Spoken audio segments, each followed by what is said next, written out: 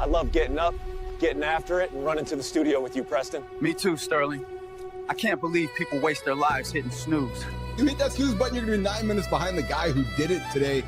Did you see that breaking news story about Frankie and Tommy? I got some breaking news coming from the lab this morning. I suspect we will be talking about it on the show today with Keith and John. Did you see today's health lineup? We're talking hemorrhoids. I wonder how John will simplify this one. Every morning begins with conversation. And some conversations demand focus and a sharp eye for what really matters. Fit, focused, and never late, we run toward the work. From the lab, every conversation comes into focus. We are MCN, the Conversation Desk.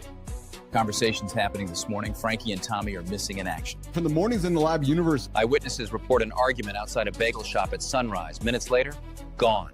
reports say Frankie was demanding extra ketchup packets, I said more ketchup. This is a bagel crime. while Tommy was muttering something about just wanting coffee. Beyond that, no clues. The investigation is ongoing. Moments later, they just disappeared. As that mystery unfolds, I saw they were on a video on some park bench singing Kumbaya Sativa. the conversations here at Mornings in the Lab continue. Cumbia sativa.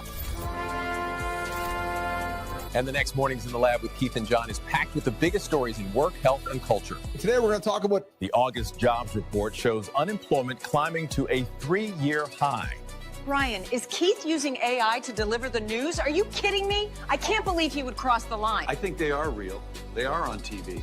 In Canada, 66,000 jobs were lost last month, pushing unemployment to a 9-year high. He went from managing the truth with his other company to who the hell knows what he is doing now. And now he is building a YouTube channel? At his age?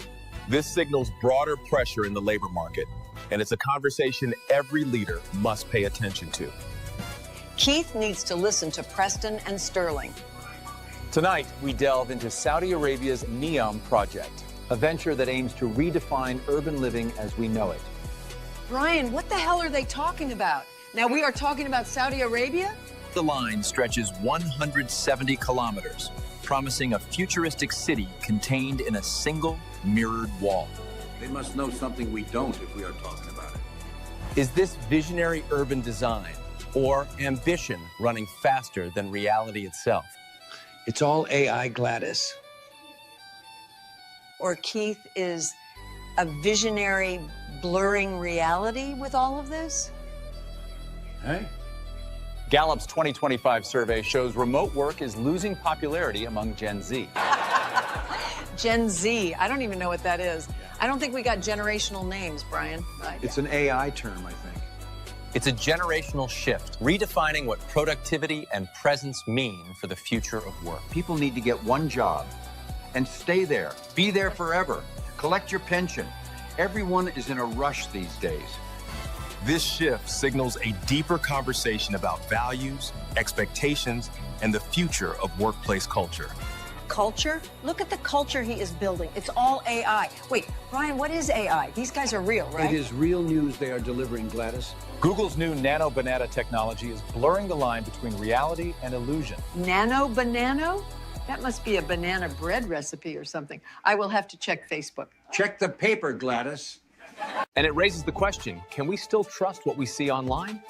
Brian, here is the thing. If it's on Facebook, I know it's real. Period. This breakthrough shows how easily images can be altered, making truth harder than ever to verify.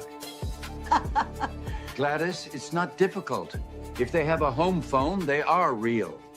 The bigger conversation is about trust in our media, our platforms, and even our own eyes. For example, people incorrectly think we are AI. I have to admit, I'm a little confused at this point. Maybe we should ask Siri. It knows everything. Check the paper, Gladys. Health is on the desk today, stretching versus stress and the daily habits that shape performance. Did he say habits, Gladys? Isn't it time for life expectancy work? Sometimes the best move is simple. Put the phone down, wipe your ass, and walk away. From the desk, we take the dialogue a step deeper. Welcome to the Conversation Corner. Our deep dive today, the lost art of thoughtful disagreement. Because winning the argument isn't the same as winning the conversation. The good news is, after all of these years, we know who is always right. Yes, Gladys. The paper.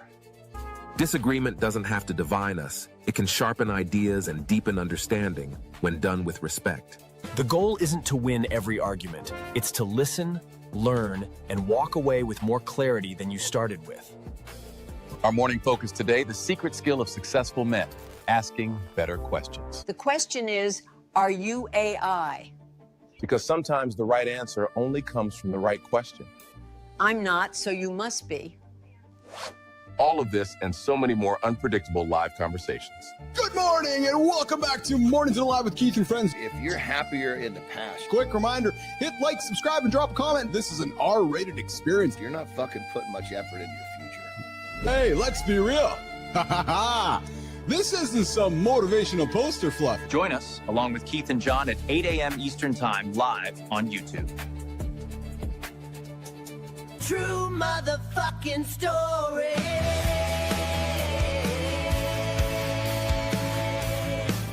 Can master the lost art of thoughtful disagreement. You're in the right spot. Oh yeah, you'll stop wasting energy on arguments, baby, and start winning more respect, influence, and clarity in every conversation. And we're going to talk about it this morning, right now, live on Mornings in the Lab with Keith, Jon, and everybody else. And it's happening right now.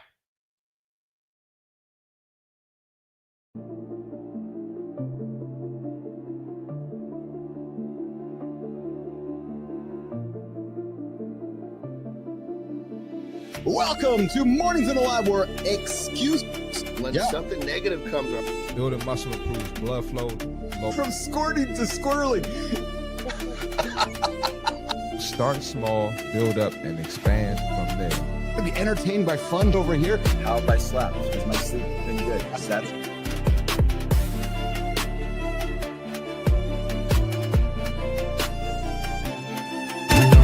doesn't come from breaking the rules, you guys.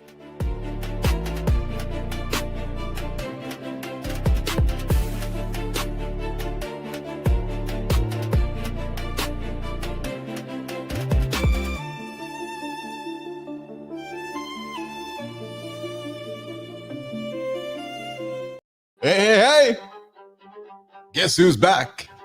The handsome chief is in the house, baby. Today is all about learning how to sharpen your edge without dulling those relationships. Yes. We're going to break down why most guys either avoid conflict or bulldoze right through it, and how to flip that into a skill that makes you stand out even in business, in your fitness, and even in your personal life. But hey, hold on. Before we get there, we're going to do this. Welcome back to Mornings in the Lab with Keith, Jon, and Friends, your live morning accountability partner, where we give you real talk, motivating content, and the kind of entertaining conversation you will not find anywhere else. This show is unlike any show happening right now on the planet.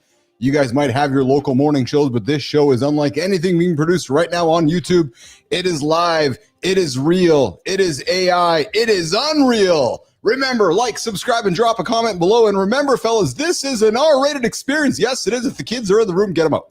Just get them out of the fucking room. Yep, put on your headphones or prepare for some curious questions. Yeah, you're not at a Disney movie. You're hanging out with Keith, Jon, and Marty. And don't even think about hitting that snooze button, boys. Unless you're going to be 9 minutes behind the guy who did as well today. You guys are going to be in loser row.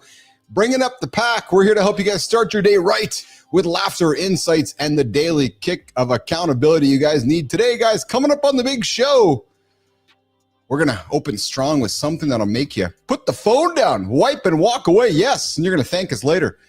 Yeah, you want a hemorrhoid? You don't want a hemorrhoid? Get up. Get up, stop scrolling, put that phone down, wipe your ass, and get off, get after it. And then I'm glad Marty's here today. Yeah, because we're going to talk about a fitness hack that's called Jelqing. Marty's like, what? Yeah, we're talking Jelqing with Marty today. Is it legit? Or is it just stress you don't really need? Well, we're going to clear the air with science in one hand and sarcasm in the other. And the headlines, though, they're spicy this morning. Unemployment rates are high, both Canada and the U.S., the world's biggest construction site. This one fascinates me. I can't wait to put this one on the table. And Gen Z rejecting remote work. And Google has a new banana bread recipe out called Nano Banana. We're going to talk about it as well today. Coming up in a deep dive, boys, we're going to get into the lost art of thoughtful disagreement. Do you need to be right? Do you want to be wrong? Or do you just want to get to the end of the line? We're going to talk about thoughtful disagreement here on the show. And this is where we're going to slow the scroll, drop the memes, and show you how to turn conflict into clarity. Guys, by the time you guys get off this show today, my goal is you'll be able to walk into any conversation today and diffuse it and not worry about winning. Just worry about getting the results that you need. And if you're the kind of guy who reads in bed, yeah, maybe just read in bed, you just read. We got something for you in Morning Loop Reloaded. It's either the fastest way to knock yourself out or the sneakiest way to stay up all night.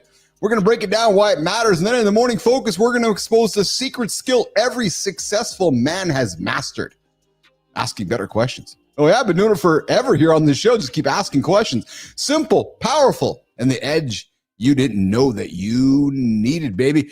And then we're going to wrap it up with the Community Corner here today. Yes, we are. We're going to get the Community Corner. We spent some time over LinkedIn, YouTube, and Substack, shining the spotlight on a bunch of awesome human beings doing some great work. So guys, buckle up, grab the coffee. Jimmy, the Morning Loop starts right now.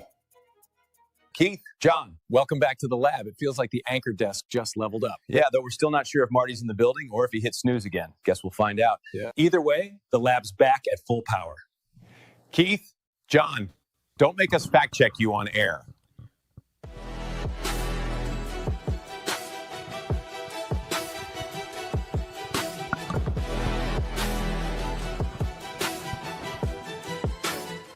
Good morning, boys. Good morning, boys. Good morning, Marty. Good morning, Preston. Good morning, Sterling. Welcome to Mornings in the Lab. Marty, we got a couple new colleagues on the team here today. We're breaking open the Mornings in the Lab conversation desk. Sterling and Preston have joined the Mornings in the Lab team. How are you, brother? How are you today? I'm good. What's up, guys? How you guys doing? I'm doing well. I'm fantastic. Man, I'm fantastic. Be on another show, Keith. Yes. How's my brother from another mother? How was the weekend, pal? It was pretty good, man. I had a good time. Did mini golf. What do you call it? Mini golf. Yeah. Does miniature golf still exist? Oh yeah, for sure. We got like a big spot here. It's like a party spot / bar / restaurant / arcade. So I'm suspecting it was a date. You went on a date. Did you go on a date? Is that? Cause I'm thinking the only reason you go mini golfing is because you were hanging out with some chick. Am I right? Something like that. Yeah, there you go. I saw the National Guard too outside. Oh, you were doing some local tourism research, were you, brother? Yeah, something like that. Yeah. I think the big dog is here. The big dog is in the house. Let's bring him up on stage there.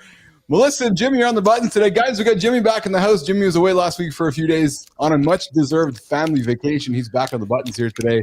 What's going on, Jonathan Andersen? I called you Jonathan. How are you, pal? I'm good, brother. Yeah, I'm good. Yeah. It's another amazing day. It is another amazing day. Jimmy, show yourself like Melissa. God damn it. What's going on, nation? I see you guys there in the comments this morning. Good morning, Holroyd. Yeah, we have a glow-in-the-dark mini putt near me. Yeah, there's actually a mini golf course just down the street from here too, Marty. Man, I haven't been mini golfing forever. Johnny, when's the last time you were mini golfing? Oh, Jesus. Exactly. It's probably with my nephews. Yeah. It would have been at least 15 years ago, maybe 20. I think like mini golfing is almost like maybe like a generational thing. I'm suspecting. I know kids, quote unquote kids, still do it today. I'm thinking, John, it's more linked to the era you and I grew up with, where mini golf first was emerged and mini golf places out there. Nation, what do you guys think? Holroyd, Michael, I'm kind of throwing to you guys. I think mini golf is more of an older kind of generational thing. Well, didn't it become, when was mini golf released? I want to say it was kind of released when we were young, wasn't it? Yeah, that's what I'm thinking, John. Yeah, I think Marty's it's just been around, to Marty's point of view, it's been around forever. But Marty, I remember when it first started coming out, actually. If it didn't birth when we were kids, it was fucking definitely, it was popular as hell. They were all over the place. They were. They absolutely were. So you're saying it's like 30, 40 years old? Oh, I think at least, Marty. And there was a... Oh, yeah. First time I would probably... Oh, man, I wasn't even 10 probably the first time I did it. Well, and there was an era, John, do you remember? There was an era, Marty, where it's like there was a period of time, maybe for a good couple of years, there was mini golf entertainment complexes opening up on every fucking corner, it seemed like, Marty. And it was like you'd go somewhere to see yeah. And it was all these the Chuck E. Cheese's, Marty, and all these kind of these like animatronics. Chuck E. Cheese went under attack because they didn't have miniature golf. Yeah. It was basically what they did is it was like an arcade plus the game like Chuck E. Cheese, but then they put in mini golf, and some of them would put the little go-kart tracks. Too. Yes. That's another thing too, Marty. Go-kart racing too. Is that something that you do? Oh yeah, for sure. Yeah, I'm like a big kid, man. I do all that stuff. Oh yes, yeah. And then I think, man, but then mini golfing seemed to kind of gone away a little bit. I bet you, Marty, if you looked at your mini golf course, it's probably a little dated. It's kind of like it's all like scratch. It's like all like worn down. So this one is probably like 3 years old. It's like it's a new thing. I mean, like I said, it's like a club, bar, arcade type of thing. It's a restaurant. Oh, it's a bar too. Oh, so I got you. It's like 2 stories too. Well, I mean, that makes perfect sense. You get a couple of fucking drinks. The person that doesn't feel like a kid now feels like a kid. Oh, let's go do all the games. Well, because I think what's actually, I don't want to say taken over, but has maybe stepped ahead of mini golf socially has been like a Top Golf experience. Right, go and smack balls into a big field, have some drinks, and make it entertaining. I think that has become as much of a social thing, Marty. Because Johnny, when you and I were growing up, that wasn't around. There was no Top Golf experience. No, there was no technology for that. No, that's exactly it. Yeah, that's exactly it. That's we got exactly that one it, too. John. Never thought about that actually. Yeah, what's that, Marty? I said we got that too. I think this one is a little more fun than Top Golf, to be honest with you. Okay. Yeah. We got John Petrocelli. We need more go-kart tracks immediately. I'm with you there. Good morning, Lauren. I see you there in the comments. What's that, Johnny? I keep looking up because I just realized yesterday I was in here doing some fucking filming. Yeah. Right. And I wasn't paying attention. I took the fucking tripod and I went to go move it. Went up too high. It hit the fucking fan. It broke the top of my thing off, and now I'm looking up at this fan, and must be fucking bent because it is just fucking. Oh my! This thing's gonna come down. It's gonna come down and behead me. I must have bent one of those things because it is just the the base. It's just sitting there like this, the base of it. That's awesome. That is awesome. When I go take a piss, I'm gonna have to turn this bitch down. That's Jesus Christ. Either that or you're going to see me sitting here with no head. It took my head off when it comes down. Oh, man. I was supposed to be heading out to see the boy in Saskatchewan today, Marty and Johnny, but had a chat with the boy yesterday, and he's experienced his first welcome to junior hockey injury. Spent some time in the dentist chair. Oh, no. What happened? Some time in the dentist chair yesterday. The doctor's stitching up his tongue, Johnny. Oh, goodness. Got a stick in the mouth, and he's basically got a grapefruit in his mouth there. So he's like, Dad, I'm not playing tonight. And I don't even know if a stick in the mouth. Yeah, like in the face there. So yeah, and so mercy. He showed me a picture last night. I won't throw it on the air, but a big hole in his tongue. So he had to go get it all stitched up. So we were gonna head out today to watch him play tonight and tomorrow, but he's not playing tonight. Might not even play tomorrow. So we will. So the whole road trip's been put on hold for maybe a day or so. So yeah, there you go. Yeah, there's that small period of time where increased blood pressure will basically make it bleed. Yeah, you got to get to that point where the because the tongue will heal up quickly, but it's still going to be a couple of days before he can put himself under. Because can you imagine being under the gun and all of a sudden swallowing blood? That's terrible, dude. 100%. I'll tell you, I'm going to share an experience, Anderson. I don't know if you Johnny. I'm looking at you, Marty. I'm talking over you, but you're going to hear what I'm saying, Marty, because I'm also talking to you. But I'm looking at Johnny. So I don't know, John, if you grew up, because I grew up in Canada here, where it was don't stick your tongue on a cold piece of metal. Well, I will never forget. I will never forget. Did you fuck, man? Did you actually do that? Please tell me you didn't do that. I had a cousin who did. Thank God it wasn't you. But I remember like it was yesterday, boys, because he was stuck on the monkey bars. And yeah, exactly, Marty. And he I can hear that ASMR sound of his tongue coming off the monkey bars and just blood just pouring out and him having to go. I know, dude. Oh, Jesus Christ. That's giving me like fucking chills, dude. That's when don't you have to, in a perfect world, don't you have to put like a hot like a hot, warm cup of water over it to break it loose or something like that? John, we grew up in an era where you didn't do that. You remember you would just rip it off, or it was just, oh, did you get knocked in the head, John? You didn't go to concussion, get up and get back out. Dude, we lived in an era where you took fucking risks that mattered. That's the era we grew up in. There's a clear separation between the kids that took risks that mattered and the kids that didn't. Because, John, that's why it took me 40 years to figure out empathy. Empathy? What do you mean your tongue is stuck on the fucking steel and you're sore? Just get up, get after. What the hell you bitching about, boy? It's so yeah, I do a lot of stupid shit too. I get it. Shit, that's fucking crazy. I can only imagine the sound of that though. Holy God. Don't even get me started. Hey, you guys can join the live show with us right now or in the morning to the live community. Join the show. I invite you to make that phone call. Second hour, we're going to open the phone lines up 431-300-3005. Phone, voiced, or leave a voicemail. Come say hi in the comments on the channel. We got the vertical channel is active right now, guys.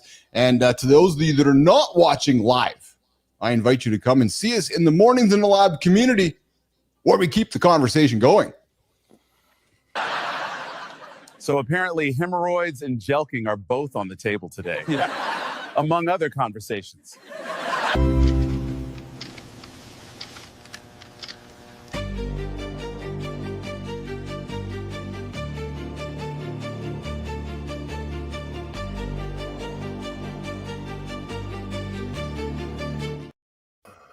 Guys, got a brand new segment we're dropping here on the show. It's called Mornings in the Lab Unreal, 8 o'clock p.m. daily. It's going to be a 3 to 5 minute show that tickles and teases what's happening up next. And you guys have met our brand new colleagues here in the lab, Preston and Sterling. The Conversation Desk launched this morning on Mornings in the Lab, our two news hosts who are going to help us deliver the news and invite some conversation around what's happening in the world of current events and news. So, guys, welcome Preston, welcome Sterling. Frankie and Tom, you're still missing somewhere, but we got Sterling and Frankie, Sterling and Preston hanging out with us on the show here. And Marty, I successfully created an African-American male, and I got to be honest, man, I dropped that video this weekend. Is that the right terminology? I'm just shit changes so quick. No, I'm saying African American. Is that the right terminology? I mean, technically, Marty, you can say black. You can say black, but it's correct. I mean, somebody could call me whatever the fuck they want. It doesn't matter. But some people they want to be called a certain thing, you know. Marty, I got to tell you, Marty, I'm going to be frank, man. I had a fucking hard time building it out. And what was ridiculous is that over and over and over, ChatGPT would not remember that Sterling was black.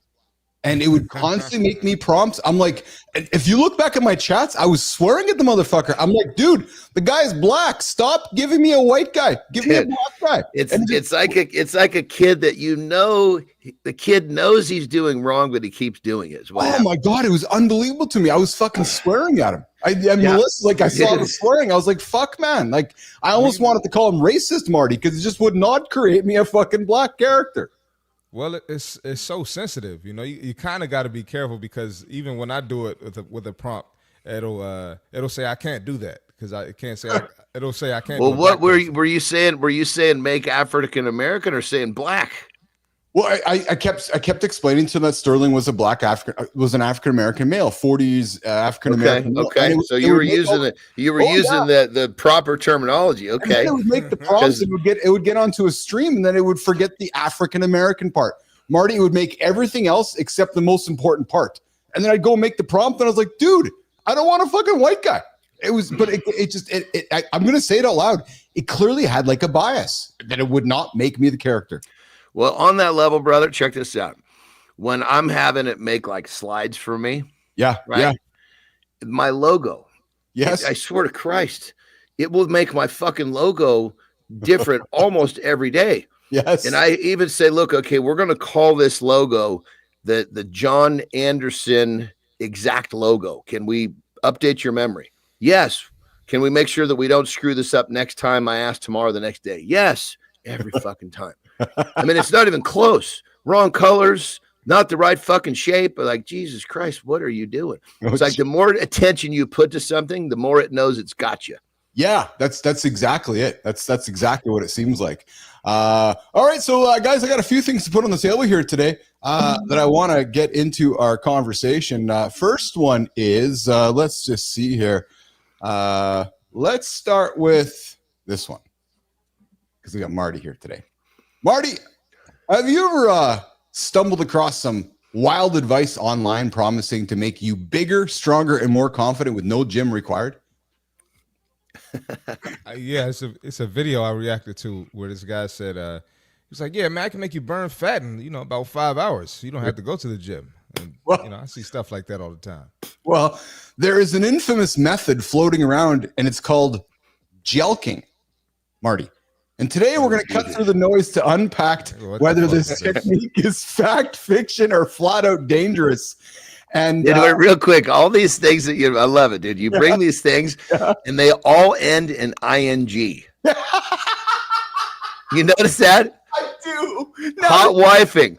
What are some of the other ones? Hot wifing. Fuck, I don't remember this. Anytime I hear an ing, I'm like, oh Christ, here we go.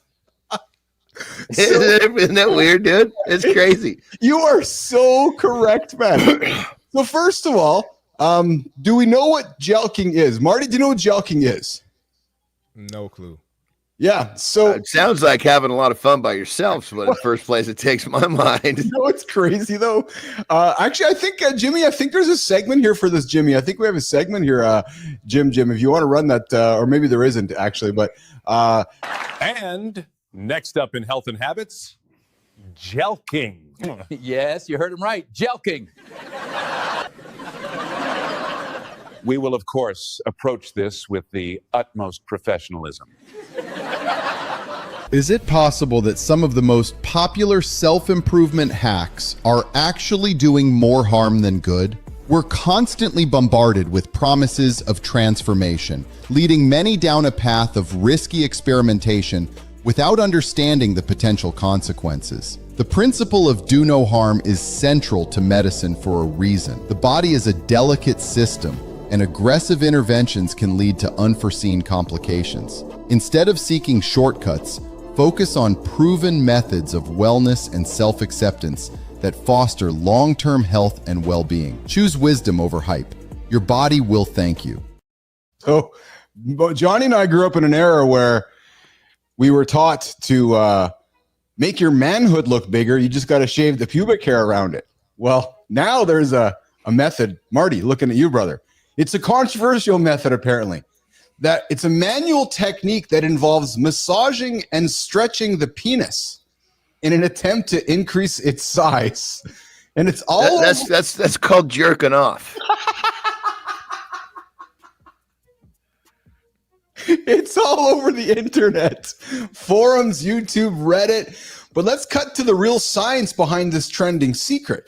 So, Marty, because I'm just talking to my brother here, my younger brother in the group. So it's funny because when I was putting this together with Carter, Marty, and Johnny, he knew all about it. I mean, he's the 18-year-old. I was like, oh, okay. So no shit. So this is like a real thing, and you're lower generation. Oh, Jesus Christ. The funny thing was, Marty, Johnny, he put it all down. I'm like, we're going to talk about Jelqing, and I had I was like a 12-year-old kid laughing, and he's like, oh yeah, that's normal. I'm like, oh really? So it's like wow, dude. Yeah. Wow.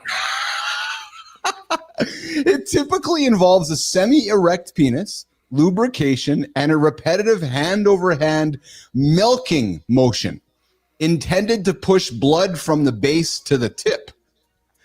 Now, the question is, does it actually work? Well, there's no scientific evidence. There's credible scientific research proving that Jelqing increases the penis length or girth in healthy men. And the idea is to, like muscle building, John, is to create micro tears in the tissue, which some claim heal larger and thicker. So unlike biceps, though, the penis is mostly smooth muscle and vascular tissue, not skeletal muscle. So it doesn't respond to stress and repair in the same way. So maybe the muscle building analogies don't work. But apparently Jelqing is a thing, and there's a generation of men out there today that are Jelqing away to potentially make their penis look bigger. Christopher Martin, comments from you first, my friend.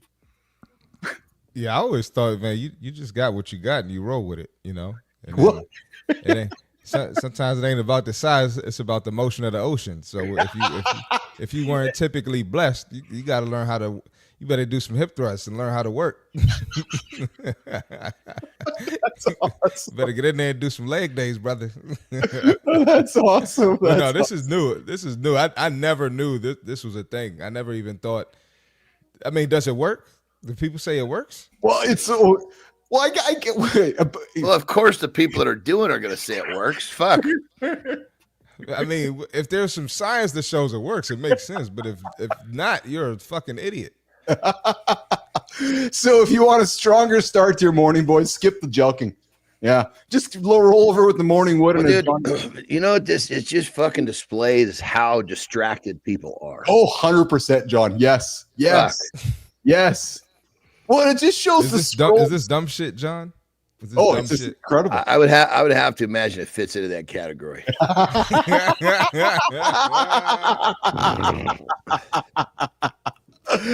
Oh, I love it. I love it. I mean, here's the thing. I mean, if you're going to spend all that fucking time, you might as well fucking get a nut and take a nap, you know? Well, that's just it. Yeah, absolutely. Absolutely. You know, what's also fascinating me too, and I've never tried one of these things, and I'm not expecting you guys to answer if you have as well either. But John, you and I, again, grew up in an era where you turn open any magazine and those back covers are just advertising everything. And what I'm getting at is the vacuum pumps that men would use to not only make themselves hard or masturbate or just mess. Well, I think that's the same concept. I think it is. Yeah. Yeah. I think it is actually. Yeah. Yeah. Yeah. The vacuum. Marty, you know what I'm talking about? The vacuum pumps? Never in my life. I don't know what you're talking about. Are you serious? So serious. Oh, so there's like mechanical masturbators you plug into the wall or you put batteries on and it's like a vacuum and you put it. Yeah. Yeah. Is it a masturbator or is it basically a vacuum version of this, whatever the fuck we're talking about? Maybe it's kind of goes in the same direction, but the whole reality is, Marty, it's just a suction cup machine to put it over your manhood to pull it to life. Man. Yeah. I mean, I thought it was kind of a dual purpose. I thought you could use it to pull yourself up if you couldn't get it up, right? Number one, or, you know, you use the thing and you just let it sit there and let it fucking pull blood in there, which is kind of the same thing as jelqing. 100%. Yeah, that's exactly it. All right, listen, I got some breaking news I'm going to throw on the table here this morning here. And this was when I put together breaking news and current event topics, I'm thinking of stuff that is relevant to us or is just something that you might want to hear over the cup of coffee in the morning just to pay attention to it. Well, this one I think is an important one. North America has had a massive month of job losses. Really? In Johnny, last month, only 22,000. Think about this, actually, for example. In the entire United States of America, only 22,000 jobs added in August. Typically 75 to 80,000. Unemployment jumped. Well, but here's the question. Are these numbers really fucking real? Well, so so it's interesting you bring that up because I've been asking myself the same question. I know the administration is, dismissing things and you don't know what's real or what's not real, right? And then Canada, if I go to Canada lost 66,000 jobs in August, pushing unemployment to 7.1%, the highest in 9 years. There's almost 2 million Canadians unemployed right now.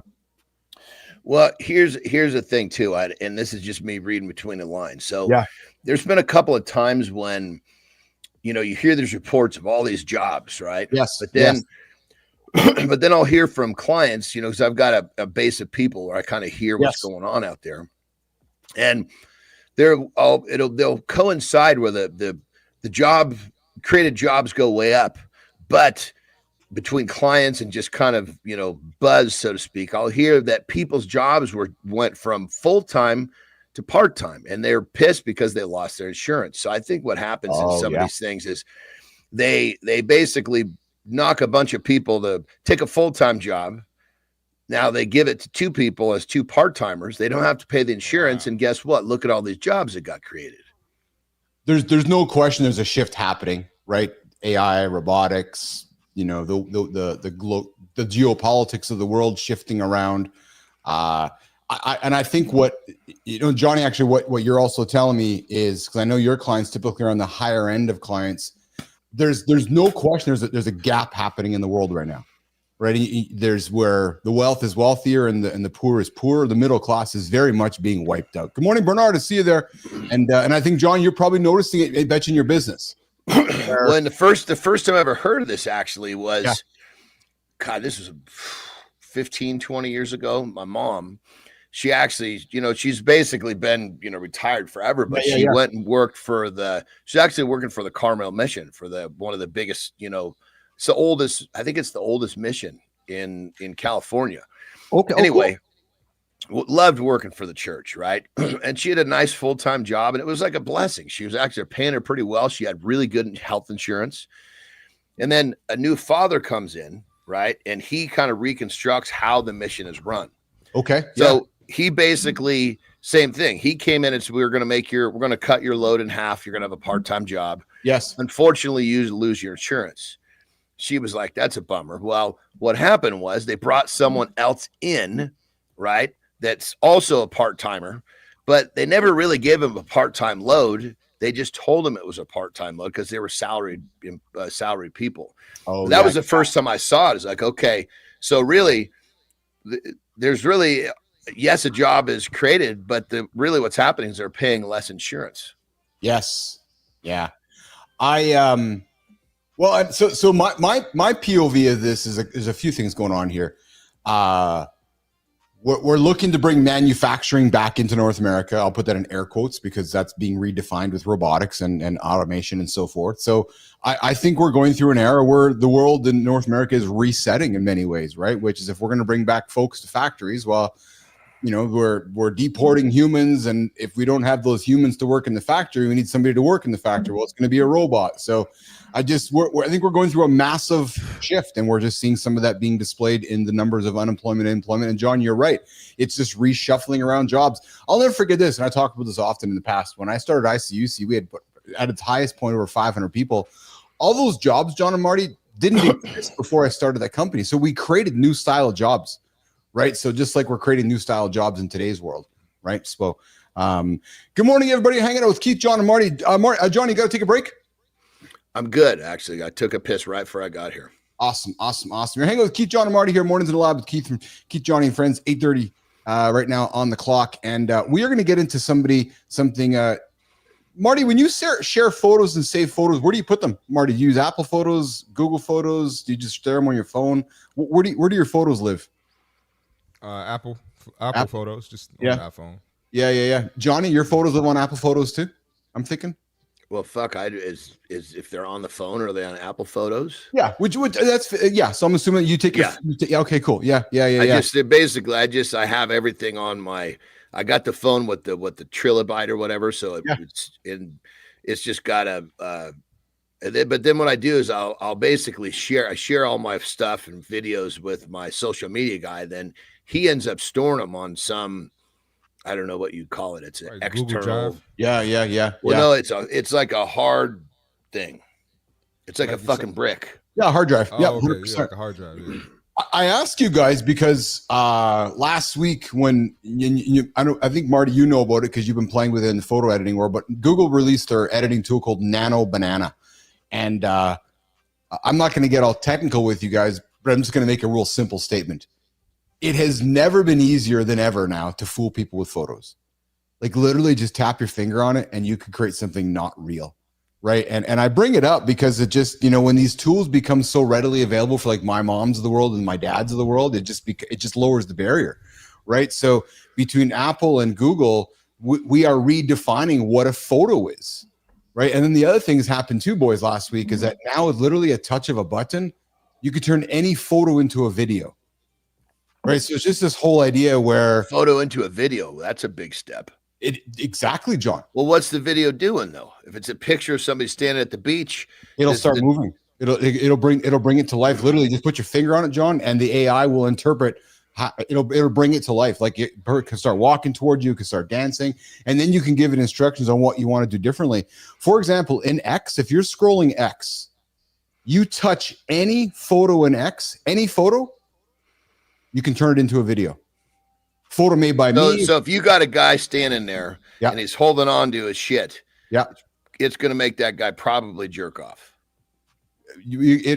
Potentially, yeah. Well, it might put some guardrails up, but yes. Well, that would be a possible if it was an 100%. X-rated AI. Yes, it's like, okay, this guy's holding his junk. Let's Yes. make him tug on it a little bit. It makes a lot of sense. Yes. But what it also Holy does shit. too, what it also does too is you can rewrite where the photo was taken, like change locations. You know, and I'll tell you guys something. I was reading about this so you guys know I'm fascinated by curiosity. Apple has spent months on months debating on what a photo is. Because is a photo a memory of what you took, John? Or is a photo a piece of art that I created? Do you follow me? Like philosophically, right? Yeah. Because you and I, again, looking at you and I as the oldsters here, looking at the youngster, you and I grew up trained that when we took a photo, it captured a moment in time. Well, Marty and our kids are growing up knowing that if we catch a moment and there's a garbage can in it, well, Marty can easily get rid of the garbage can put a baby into the photo. And now it's like, yeah, but that moment didn't really happen in time. But in Marty's brain, he goes, well, no, but it did happen in time for me because I wanted to put a baby in it. So it actually opens up the debate of what is a photo. Well, let's ask Grok not the current definition of a photo. Let's ask Grok what the actual root in the original definition of a photo is.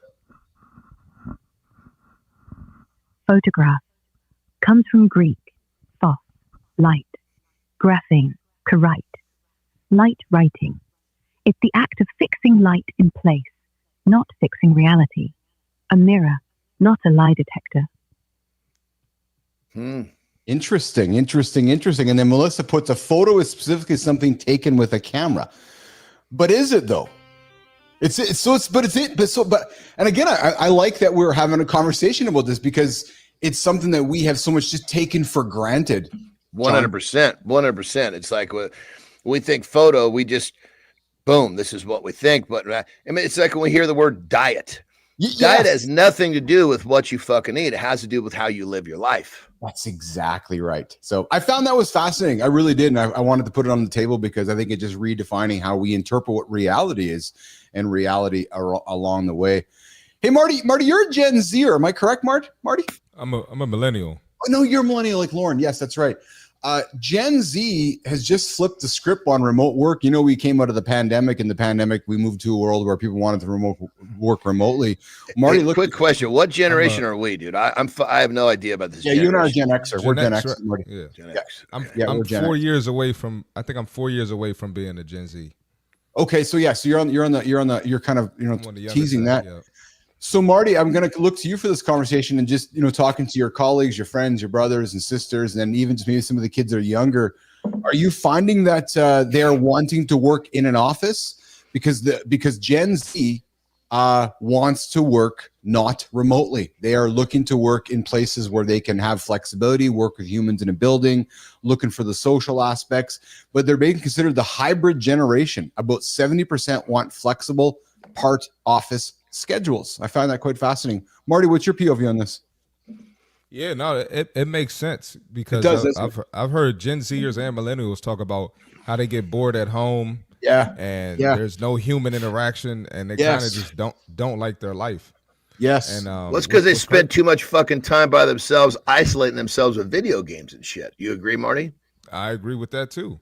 Oh, I think my generation was like the last generation that played outside with their friends. Oh yeah, because if you go around now, kids aren't outside. So you take that and then go into adulthood. People kind of get lonely, get bored, and so that's why. When I was a kid, and it's so true, brother. Because when I was a kid, it's just changed so much.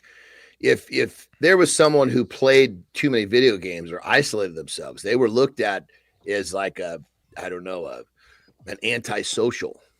Yeah. And now, especially you throw in the tablet, kids get the tablet now. It's just getting crazier. And then you think about why there's a surge in dating apps, because people aren't outside meeting girls, meeting guys. So it all makes sense. So I'm not surprised by this at all, Keith. Yeah, and I wasn't. And I think that I understand the socialization, and I see Michael's comments. Socialization is the best part of life. I understand why folks would want to go spend time at the office and hang out with friends, and it's a big socializing thing, right? Let me ask you, Keith, because when you were in ICUC, didn't y'all have like company events, company meetups and stuff and things for the employees to do? I think a lot of companies don't do that.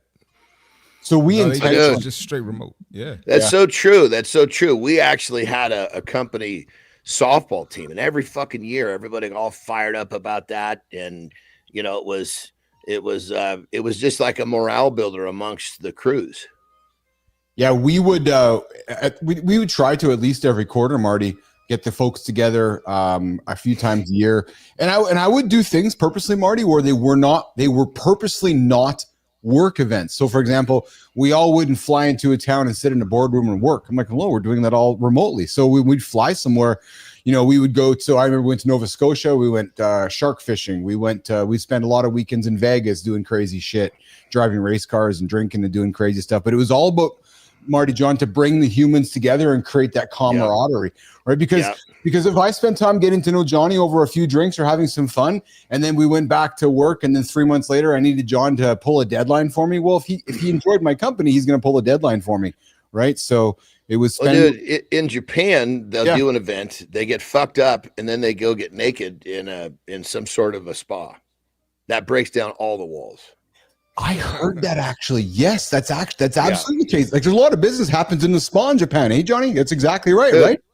I can't tell you how many times like we would go to like a sponsored dinner. Yeah. Right. Yes. And basically the first thing that we would do, I mean, we'd have some drinks, go to bar, have some drinks, and we would go to some sort of a spa. Yeah. Yeah. And first thing you do, you walk in, it's almost like you're walking through different chambers as you go, right? So first place you go, it's like, so I was with this dude, his name is Giant Bernard. A lot of times there's 2, 3, 4 of us. It was just the 2 of us. And he was a giant, 6'9", 370 pounds. And, you know, because we're both Gaijins, we speak English. So we just always side by side. It's comfortable. Yeah. So imagine first chamber we go into, you're taking off your clothes and you're sitting on a little fucking stool about 12 inches with your knees up in your fucking armpits. Yes. And you're basically showering yourself off. There's a little thing that you pull off and you're cleaning your shit up. You get clean and then you walk to the next one and then you're basically in a big hot tub, and that's where you're sitting there naked with everybody and you're breaking down walls, and then you go off and continue your evening.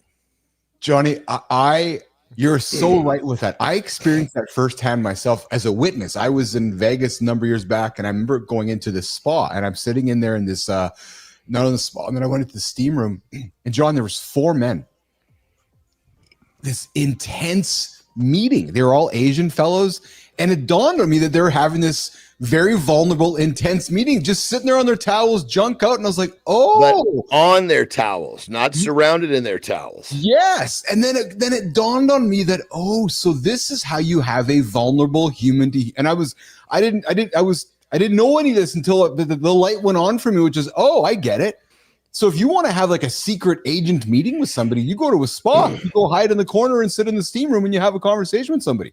Well, as think of like this though, as an athlete, yes, you are constantly fucking naked with other men. Yes, you know, so this was not a big deal to us. No. We were based at dude.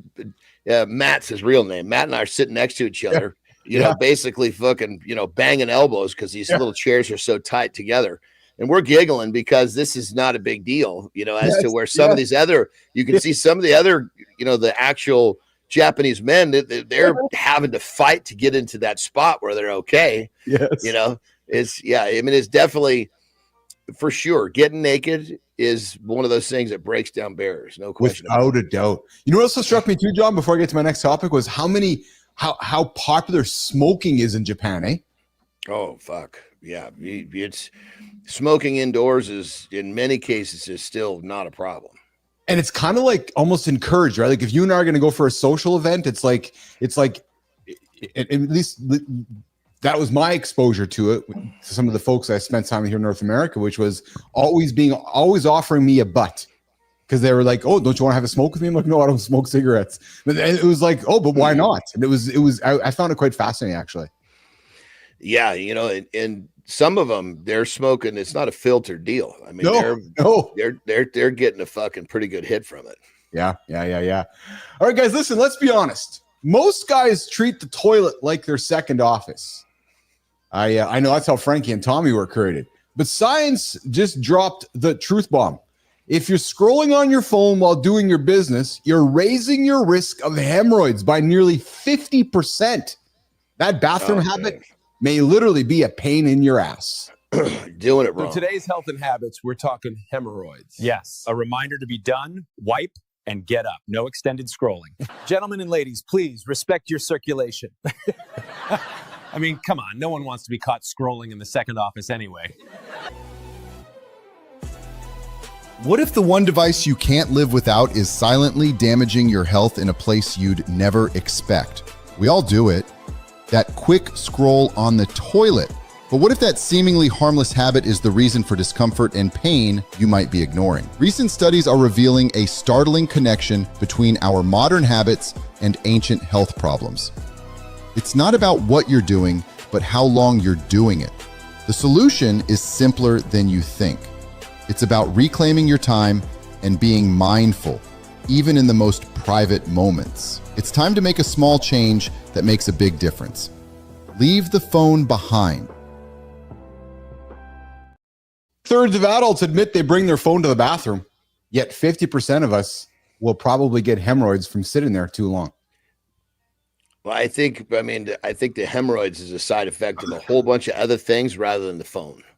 Well, so it's funny, John, because I knew you were going to go here with it, and I had a response for you. To me, it's like the icing on the cake for every bad habit, that by the time you're sitting there and trying to evacuate all of your bad habits while doom scrolling, it's like God is saying to you, "Oh, you motherfucker, you made a bunch of choices. You're not going to sit here too long. I'm going to give you a fucking red pimple in your asshole and give you a hemorrhoid." Like, that's what I feel like it's doing to you. It's like saying, you made a bunch of bad choices. Here you go. Now here's your reward for it. Well, I mean, but I will say, for honesty in this whole thing, I don't scroll when I'm there. I go there with I'm going through emails. I'm being productive. And when my mind is not, when it's like somewhere else, it just nice and smooth, baby. Yeah. I'm trying to get out of there as quickly as possible. Because I don't like smelling myself, so I'm actually a pretty quick and go too. I very much am a pretty quick and go.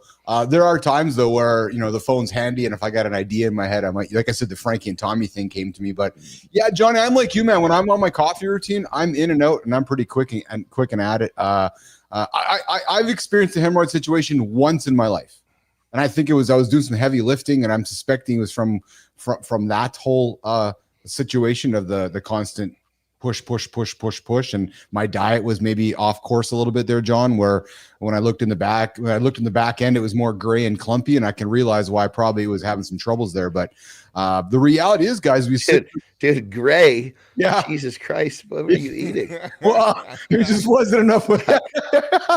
Thanks for paying attention to that, brother. It just wasn't enough water. I wasn't going to say anything, John. It just wasn't enough water there for a period of time that was happening. But guys, this is simple, man. If you're sitting there too long, and if you're making bad decisions along the way, there's a chance that you might find yourself having some hemorrhoids on the back end. And Tom, there was a time, brother, where I actually did my reading on the toilet. Yeah, so did I, and I think a lot of them. So, John, let's face it, man. There was many of Hustler, of Playboy, of Penthouse subscriptions being read for the longest time in men's bathrooms around. 100%. 100%. Marty's like, what? Yeah, Marty, it wasn't uncommon. I go to my friends' houses and I go to the dad's bathroom, and you look on the side there, and there was just a whole wad of magazines that were you could sit there and read. Yeah, I'm glad I grew up when I grew up. Tom Ritchie joining us this morning. What's up, Richie? Hey, if you guys looking for a great podcast about cannabis, I'd invite you to check out Tom Ritchie's podcast, Legacy's podcast. And boys, I think Richie was listening to us a lot, at least recently, about going live. He went live last week, his live podcast. He had a big conversation around going light cannabis. So go check out Tom Ritchie's stuff if you guys are curious about that. I know we like to lean into the cannabis conversation here on the show, but he's the expert. Tom Ritchie, go check out the man himself. Hey, so this is not a topic I would normally put on the table, but because, again, I'm a curious soul, I wanted to put it out here. And I teased it during the segment with Preston and Sterling. NEOM. Marty, you have been to Dubai. Marty, you've been to Saudi Arabia too, or just the UAE? Just the UAE. Yeah. And Johnny, have you spent any time in the Middle East in your travels? Oh God, I was in and out of. I went over there to do an exhibition and strengthen my strength career. Yeah, and fuck, I think I went to. I want to say we were at war with wherever the fuck I went. I know that. Really? We were at war with Johnny been to the craziest places at the craziest times. Yeah, because it was for the troops. That's awesome. You know? Okay. Yeah, so it was a military. I basically went in on a military plane and landed on a military base, did my thing, and popped back out of there. So you're in Afghanistan. Oh, maybe, yeah. I don't fucking remember when it was. It was that was between 2000 and 2007. So whoever the fuck we were fighting with at that time. So probably Afghanistan, yeah. So I'm just gonna throw a thought out in the air for you guys to think about, because sometimes my brain goes to weird places to think. But we know that the Guard is being deployed in some major cities across the U.S., and we know that the Guard is being deployed to remove immigration. And they're showing up in Boston, Chicago, New York, L.A. It does make me wonder out loud. And National Guard is for the crime. The ICE is for the immigration. Yes, but hang tight, because I got kind of maybe a larger view on this. So we have ICE hanging around. We have the National Guard hanging around. We have some geopolitics very messy in the world right now. Like if a world event happened or a world conflict happened, Marty, you sure as hell would want the Guard in your city, or you sure as hell would want the Guard in the major cities across the U.S. So that's what we were talking about when they came into DC. I was like, well, why are they there? Yeah, if they're there to make sure that everybody has a good life, that's fucking perfect. They're not running around on bullhorns telling everybody to get in their homes. but if there's a major conflict perhaps around the corner, it would sure be nice to know, Marty, that you had some soldiers in your neighborhood. Just saying out loud. Just maybe throwing curiosity out there. So I don't know. Yeah, I agree with you. You don't get that? Yeah, especially in the nation's capital. Yes. People that live here forget it. Go ahead. But back to Saudi Arabia, because we kind of link this together. So if the world has a massive conflict and people start getting displaced around the world and go, okay, well, I don't know where I'm going to live and stuff, maybe people might move to this brand new mega city in northwest Saudi Arabia called NEOM. It is the world's biggest construction site. Now, I don't know if you guys spent any time paying attention to this. I have. And as a matter of fact, I want to go here. I want to have guests in the show. Like, this is fascinating to me. Listen to this. 2 parallel skyscrapers, horizontal. So, John, I've seen pictures of that. I didn't know if that was real. I was wondering if you knew about this, John, because I was excited to share this with you, man. And same with you, Marty, because I'm expecting you guys. That fucking thing is real? Yes. You're shitting me. So essentially, it's 2 parallel skyscrapers, 170 kilometers long, 200 meters wide, 500 meters high, designed for 9 million residents. Hold on, how many kilometers long? 170 kilometers long. So it's essentially, Marty, Johnny, essentially it's a line. It's two skyscrapers horizontal, all mirror glass on each side. How many miles is that? Fuck, I'm having a brain fart. A kilometer is 2.2. Let's do it. So we're talking 300 miles. Hey, Grok, how long is 170? Grok, convert 170 kilometers to miles. That math can't be right in my head. 105 miles. Fuck me, dude. Fuck. That's 105. Dude, that 105 miles. That's like, Jesus Christ. You could drive across California with that. 9 million residents, all needs within a 5-minute walk. No cars, fully renewable. I really want to spend more time getting curious about this on the show here, and it's really it's Saudi Arabia's centerpiece of Vision 2030. So they're continuing to pivot their industries from from oil and resources to tourism. So this is a vision. What's crazy about this is all done by the prince, right? This just shows you have too much money. He's like, oh, we're going to build a brand new city, right? So it's fascinating. Well, I know they're trying to compete with Dubai, and they're doing a lot of investing in sports over here in America too. So they're up to something over there in Saudi. I'm not surprised. No question about it. No. Well, remember, it wasn't that long ago when they created that. I can't remember, but they basically took a whole bunch of rocks and put it out into the ocean, then sand, and created this crazy looking shape with all these really, really expensive homes, and that was like a big thing.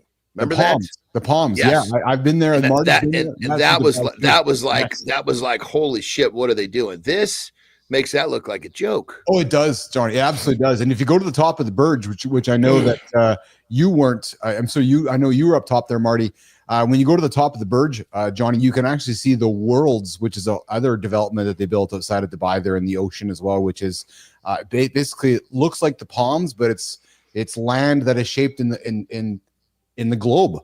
It's just crazy, man. It's I know, Marty, when I was there, I'm suspecting when you were there, you were actually on another planet, eh? You like feel like you're on Mars, eh, Marty? You definitely feel like you're on another planet. I went to the top of the Burj as well too. I wish I knew this before I went to the top so I can look for it. But there you go. You definitely feel like you're on another planet. All right, good morning, everybody. You're hanging out with Keith, John, and Marty here on Mornings Alive with Keith and John. We are going to reset here on hour 2 here in a second. I'm suspecting Marty's got a rock and roll here today. Yeah, and hopefully I'll be able to stay a little longer soon. I got to update y'all on that too. Marty's going to rock and roll. Here's what we'll do. We'll do a lifestyle tip with Johnny. We'll do a reset with John. John will take off for a little break, and then we're going to come back and get into our big topics, the lost art of thoughtful disagreement. And we might have a special appearance, boys, by Mr. Zeglen coming up at the 50-minute mark after the hour. We were talking, and his athletes are back, and he's back into some regular routine. So I think you're going to get him. We're going to get him showing up here on the show in a few minutes here. So let's do that. Jimmy, Melissa, let's walk Marty out of the lab here. We'll reset with Jon Andersen's lifestyle tip. We'll come back and reset hour 2, and we'll get into some bigger conversation with the boys here this morning on Mornings in the Lab. Yes, sir. See y'all tomorrow, man. See you, Marty. Have a good loop, my brother. Take care, guy. All right. Later, Marty. Keep your hips thrusted. John's lifestyle tip is coming up next, and I just love this part. Yeah, you used to talk about me that way.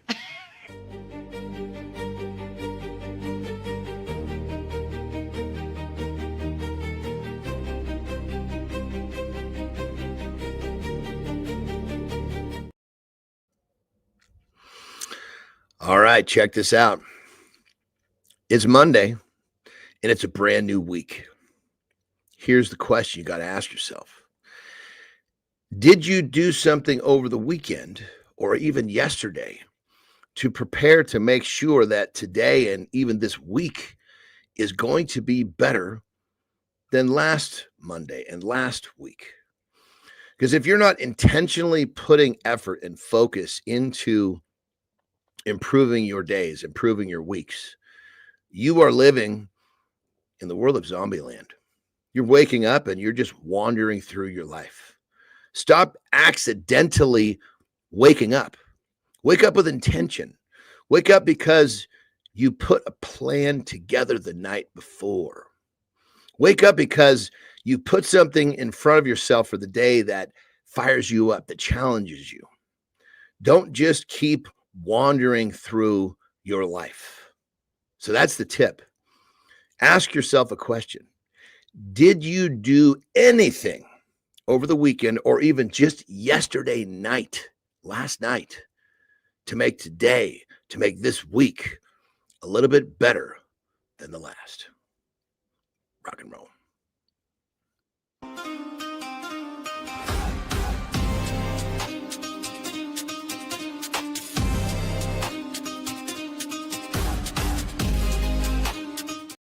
Good morning, everybody.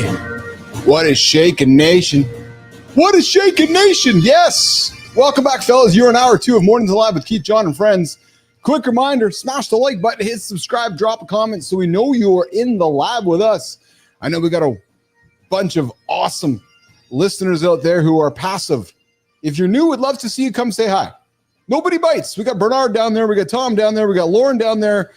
We got the Shamrock Flow down there. What's going on, Shamrock? I see you down there. We got Michael Global. We got Matt Roof, the Kindness Rising Guide 7 through. Did you guys listen to Matt's show today? Good show here today. Matt Roof getting after finance, lifestyle, the Cal and Stan stuff. A lot of great stuff happening at 7:30 with Matty Roof, Kindness Drives. We got Holroyd out there as well, depending on whose time frame you take. Because the year I was born, Holroyd's a young pup. I am usually put in the millennial category. Holroyd is straddling the fence. Haha. And of course, we got Sterling and Preston here today, guys. Our brand new Mornings in the Lab conversation desk. Guys, we're going to drop it daily, 8 o'clock, Unreal. Mornings in the Lab, Unreal, a brand new show, hosted by Preston and Sterling. It's going to be a recap. Melissa and Jimmy like, what? I'm like, yeah, I'm just making it up on the fly right now. It's going to recap of the day as well as set up tomorrow's big show. So we're going to drop a brand new show for you guys. It's called Unreal. Sorry, WWE. Unreal. Mornings in the Lab, daily, 8 o'clock. Watch for it. Subscribe to the channel. And here is where it gets even better. We're going to talk deep dive. Johnny and I are going to get into a conversation about the lost art of thoughtful disagreement. How to stop turning every debate into a brawl and start turning it into clarity, respect, and influence. Then we're going to get into Reloaded, guys. We're going to get into Reloaded. We're going to hit you with the truth about reading in bed. Who reads in bed? Guys, who reads in bed? I want to hear from you. Are you finding it helpful? Do you find that you drop your book in your head and you wake up in the middle of the night going, fuck, or does it sabotage your day? And then, guys, we're going to get into morning focus, the secret skill that successful men master, asking better questions. And then if everything works out properly, in about 10 minutes, the boy wonder himself, AJ Zeglen, is going to join the lab here. I just got a text from him, and I'm hoping AJ is going to show up as well. Guys, bottom of the hour, Community Corner. We're going to make our way over to LinkedIn, Substack, and YouTube. So don't move. Every second of this hour is going to be action-packed with a lot of fun. Melissa, Jimmy, let's get into it. Let's move our way over to the deep dive this morning on Mornings in the Lab. You always hog the headlines, Sterling. Let me go first this time. I don't hog. I deliver. There's a difference. Uh-huh. You sound just like my sister. Are your conversations building walls or bridges? What if the friction you avoid is exactly what you need to succeed? In a world that shouts, we've forgotten how to listen. We argue to win, and we all lose. But there's a better way. Decades of research into high-performing teams reveal a surprising truth. Conflict, when harnessed correctly, is the engine of innovation and the foundation of trust. What if you could turn every debate into a discovery and every argument into an opportunity for growth and connection? Unlock the power of productive conflict. Start today. Tonight's deep dive is the lost art of thoughtful disagreement. This is why I don't let you go first. The lost art of thoughtful disagreement is the practice of engaging in open, respectful, and productive conversations when views differ, with the primary goal of seeking truth rather than winning an argument. Johnny, I thought this was a good conversation for you and I to have today, because I know since I've met you and started spending time with you, we have very much, there's one, guys, that's a big one for us. You very much taught me, and we've really leaned into this idea of responding instead of reacting. And you've also talked about this idea of, I don't need to win a discussion. I just need to get the results I'm using we want instead of I want, because if you make it it makes it selfish. So if we are trying to move in a direction of getting, and I say that as more of a joke. Oh, I know, 100%. Yeah, but you know what I say to Terry with that one? To finish the joke, I'll say, look, hurry up and agree with me so I can give you what you want. Yeah. And you know what's funny happened in our house yesterday? We were having dinner yesterday, and Lauren's like, what do you want? I'm like, actually, it doesn't really matter. I just want you to be happy, because if you're happy, then I'm happy, everybody's happy. That's when there's so many situations like that. Like when the girls come home, yes, like, what do you want to do? I just want you guys to enjoy yourselves, because if you guys are enjoying yourselves, I'm like fucking a pig in shit. Yeah. So let's dig into what is thoughtful disagreement. Well, it involves both open-mindedness and assertiveness. So I'm gonna take a page from you, brother, and just oversimplify it. When I hear thoughtful disagreement, I hear you, if we're going to use a scale of 1 to 10, 10 being we fully agree, 1 is we don't agree. I'm saying thoughtful disagreement is you and I arriving at an 8 and we're both happy. right? So it's like you didn't get your way at 10, I didn't get my way at 10, and it's not even a 5 because 5 might mean that we're both really dissatisfied, but we're both walking away going, oh, okay, well, I don't really fully agree with Jon, but I understand his point of view. I'm really, I don't fully agree with all of them, but I have the respect for him that I can get there and I can stand next to it and I can support that. Do you agree with that? Yeah, I mean, at 100%. I usually set this up with a little bit of humor, a little bit just I'm gonna say, look, depending who I'm talking to. Yes. I say, look, unfortunately, we both got to suck a cock here today. Yes. Let's just suck it equally. Yeah, that's and then it's at that point, it just kind of puts it in perspective. Yes. Melissa, there's a cut for later. I know I'm doing the same emoji right now. It's funny, Nation. If you watch me closely when we have these conversations, you'll see I look at the clock because right there, I know, Anderson, that's a good cut for us. It's a good cut for the segment of the show. So I'm like, okay, I look at the clock. I'm like, okay, I see what time of the show I can cut this into it later. Well, and then it goes a little further. Okay, well, how do we decide? Yes. Well, I guess it's kind of like this, do we want to suck a little dirty, hairy cock, or do we want to suck a big fucking cleaned up cock? Which kind of cock do you want to suck? They're all cocks. We just have to figure out which we're going to suck it equally. That's the key. And see when you take things like this, it just puts it so out of perspective, but in perspective at the same time. And a lot of times it'll make the situation seem a little less like the impact of everybody getting fucked all of a sudden becomes a little less traumatic. The lost art of thoughtful disagreement has turned into a conversation around sharing how we suck a cock. Then I got comments from Petrocelli going, what about what? Tom Ritchie's like, what the hell did I just walk back into? And then well, brother, listen, this is my job. It is. I love it. But I mean, if you break it down, it's going to create some real it'll relieve some tension really quick, because it's a lot of times, and you got to decide that that's a person that can handle that. You can't say that to the wrong person. Yeah, well, but in all truth, though, I'm going to be serious here. In all truth, with a human, if you can put that humor on, like, if you can put that vulgar human on if you can put that vulgar humor on the table, you have a real wonderful opportunity to have radical transparency, have an honest conversation. Because if I'm having a chat with you and we don't agree on something and you're saying, okay, Bill, come on, let's just put it out there. We're going to each suck cock. We go, oh, okay. All of a sudden we've gone from 0 to 10 radically. There's transparency. And now I'm like, okay, this guy means business. How can we arrive at a solution? And if it's someone that that you can't be like that crass with, you say, well, unfortunately, we both got to walk away with a sour taste in my mouth. What's important to me is that we're equal. And I'm actually a little happier walking away with a slightly more sour mouth than you, because I want to know in this situation that you felt like I cared. Oh, interesting. That's an interesting point of view. And actually, and so, and Michael, because one thing if I got to battle it out to have an equal, what I think is an equal sour. Yes. Or equal suck, whatever you want to call it. To you. Well, and then it's like, it creates a bunch of negative energy. And when it comes down to it, now in my life, it's very important to me that people that stumble across or come in contact with me, they have an experience where they think, this dude affected me positively, and that's worth something to me. You know what? It's interesting to hear you say it, because I've often had this conversation with Lauren, and even so, if we're having a disagreement or if we're having a conversation and going in a path that is not positive, or it's just whatever, it's just your relationship conversations, right?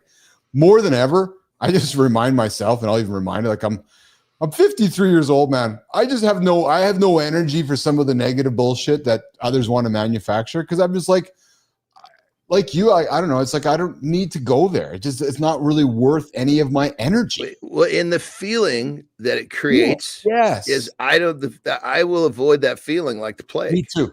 It doesn't do me any good, right? So I will say to you though, I don't mind So let me rephrase this. I like the art of thoughtful disagreement.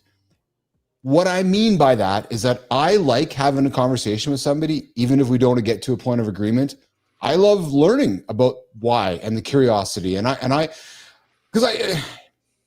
we all agree all the time, it gets pretty boring. It really does. So I think you can uncover really wonderful, you can have great conversations when you can have one that you're always not agreeing on something. Well, and on that level, a lot of times people don't know how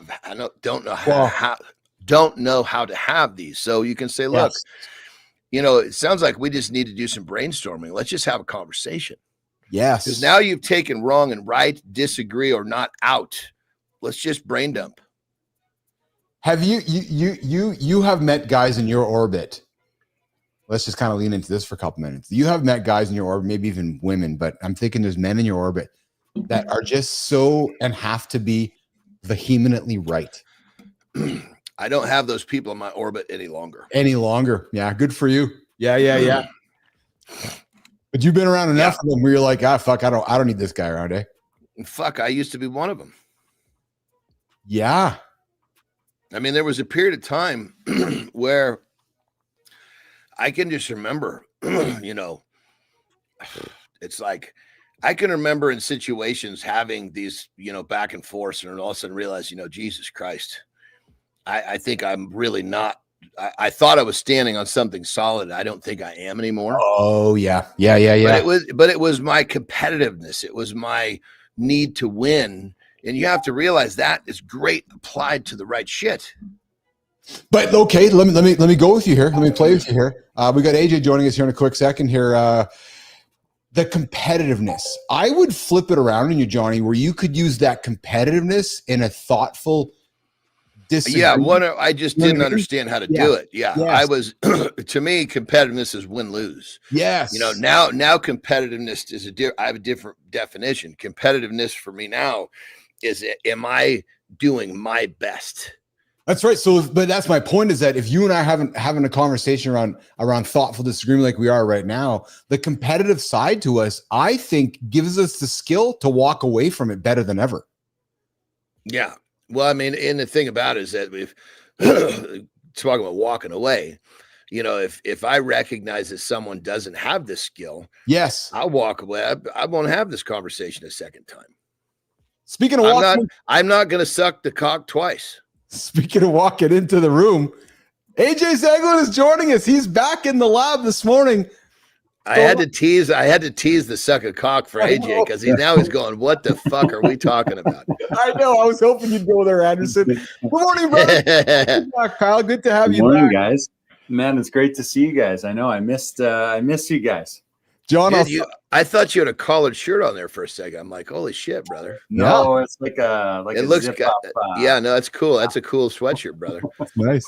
Johnny, you'll appreciate this, man. I sent a text. I know Zeglen had a pretty crazy summer. He was busy, and busy being a dad, being a leader, being a boss, building his business. And John, I sent him a simple text last week. You know how it went, John? It was simply this. Because I know AJ and I lean into this together from George Mumford. You can always begin again. And I sent him a text last week because I know that he was, I know he enjoys being here. We enjoy having him here, and his schedule didn't really work. And I just said to him, dude, we can always begin again. Essentially offering him the invite that whenever he's ready, we can begin this thing again. So Zeglen, I got your text this morning, man. I'm really happy to have you here, pal. Good to see you back in the lab. Yeah, man. Like well, there's a difference. Sorry, I just got to say something in AJ's defense. Yep. There's a difference in saying, hey, you know what? I got a bunch of athletes coming and I got to serve my purpose. This is what I do, versus some of the others, which is, yeah, exactly. I know. Well, that's what I wanted to clarify because, I told Zeglen there's as long as I'm doing this, there's always a chair in the lab for AJ Zeglen. I know he's that. And there's definitely a different definition to a primary host versus someone that comes in and does a segment. That's it. Very big. The description is very different. Yes, absolutely. The flexibility is there with the segment, As a primary host, you don't have flexibility. That's what we do. That's it. So Zeglen, before we get into some topics, even if we get there, let's spend some time catching up with you, pal. How have you been, pal? Well, give us in the community a catch up on the last whatever 6 to 8 weeks in your world, pal. Oh, yeah. No, I've been really good. Yeah, just been busy. Obviously working. We had our summer, like at the end of summer, we have a real big push because everyone's in their last month or so before they head off to training camp and start their seasons. So that's always really busy. And then I went to the Canada Games. So I was out Canada Games out in St. John's, Newfoundland for a couple weeks. And that was awesome, working as a mental performance consultant for Team Manitoba. And then just, when I wasn't doing that stuff, is just family stuff, just at home with the kids, watching Boston play hockey. He went through his first junior camp this summer. Which reminds me, I've been dying to ask you about how Carter's doing out in Melfort, if he's left yet, or if he. Yeah, so I was telling Johnny and Marty to stop the show here. We were supposed to be heading out to Melfort today to go watch his first game tonight, but the boy got a stick in the mouth on the weekend, so he's got a grapefruit on his tongue. He's got stitches in the tongue, and he's not playing tonight. Maybe not even tomorrow. So he's got his. My text to him, AJ, was welcome to junior hockey, son. Yeah. Right? Did he keep all his teeth though? He's got his he's got all his teeth. He's just figuring out. What? I'll tell you something, AJ, because John and I were talking about it last week. Carter has had to learn the hardest thing about being a pro. You hear this all the time. Is the 23 hours to live when you're not playing the sport. Right. Going home to an empty house, trying to feed yourself, trying to get your rest, trying to do all the things that John had to do when he was a successful athlete, and AJ, you had to do. And what, we, even just us as regular men, right? When we're not going to our job, it's how do we live a life, right? So that's been Carter's biggest adjustment, just trying to figure out this new life. Well, on that level, the difference between the guy that makes it and not is that 23 hours is still immersed. Yes. You're practicing, but not with your team. You're practicing your food, you're practicing your sleep, you're practicing whatever skill you need to bring up to par. And the guy that looks at the staying immersed in whatever he's doing, those 23 hours become not enough. Now this is the guy that gets to the top. It's interesting to hear you say that, John, because I was talking to Carter yesterday, and he's got him from practice, and I'm like, okay, so I'm like, what? So I'm serious. Like, what are you eating? I don't know. I have a hard time eating because my mouth. I'm like, well, here is where you need to lean into some skill sets, because you need to eat. You need to put food in your body. You need to nourish, because if you're not going to nourish, you're going to get sick. You're going to get injured. Egg whites, baby. Egg whites. It's exactly, John. So it's exactly, it gives him eggs and egg whites, but there's just this idea of teaching him how to do all the things that when you're not on the ice, right? So those life skills. But tell him he can drink egg whites. If you buy pasteurized, you just in the little carton, it's got 50 grams, and you drink it down like a glass of water, but you got 50 grams of very bioavailable protein. You obviously a powder. Now you're sticking a bunch of shit in there that your body's got to try to figure out what to do with before it processes. Yeah. All in all, AJ, he's doing fun, and just been a constant thing for him. So good. And then what's that drive from Winnipeg to Melfort? 7 hours, almost 8. I guess. Okay, is it? Yeah, I wasn't sure. Yeah. But, Yeah. So, and the big show is happening here, man. We've had a great summer. Our numbers are great. We've had our audience is growing. We're creating some great content. We've got some new members as part of the team. You may have saw Frankie and Tommy are part of our team now. They're off the grid somewhere in Bermuda. And then we got our brand new conversation desk hosts, Sterling and Preston, who are delivering the news for us now in the lab. So the community is growing here with the members that are helping grow the lab. AJ, the big topic today that I'd like to get your point of view on as we're talking about is this lost art of thoughtful disagreement. When you hear that, AJ, what do you hear when you hear that? I see you smiling. What do you hear about that? He hears sucking cocks. What does that mean to you, AJ? The idea of thoughtful disagreement. Yeah, well, so the first word that actually pops into my mind, and it's a word that you guys actually use all the time on this show, we've discussed, is vulnerability, right? Because I think the reason why we have such a hard time engaging in that thoughtful disagreement is because everyone feels like they're being attacked. Everyone feels like they're not being heard. Everyone feels like they're not, right? And so it takes a little bit of leadership. You know, if you come into an argument, come into a discussion, and even if we have a difference of opinion, you know, if I lead with something like, oh, Keith, like, you know, I really want to talk to you about this, but like, I know you're super passionate. I think we have opposing viewpoints on this. I know you're super passionate about it. Makes me kind of nervous. I don't want it to turn into like a disagreement, but I would really love to hear why you think so strongly about this, right? Mm-hmm. And if it starts like that, then we have a better chance of it being something constructive, right? But we hardly ever get that nowadays, right? We hardly get, it's just everything is so like split to far left and far right. So it's just, you know, someone coming in and thinking that only one thing could be right. There's no gray area in the middle, right? And they're just saying what they want to say. They're not actually listening to the other person. And then people are, you know, feel like they've been backed into a corner. So now they feel like they got to attack to defend themselves. And it's just, yeah, it's unfortunate, but our communication skills are maybe not where they should be. AJ, have you walked into conversations knowing right off the bat when you walked into a room or into a meeting or into a conversation itself that it was going to be a battle and that you've had to prepare yourself with your words? Yeah. Well, yeah, because so working in the therapeutic space, right? Sometimes you're literally dealing with people that within the first 2 seconds, they tell you how they think it's stupid and they don't want to be there. Yeah. I guess, John, you're the same thing, John. You'd have a guy come to you and saying, this shit doesn't work. And right off the bat, they're attacking you, John.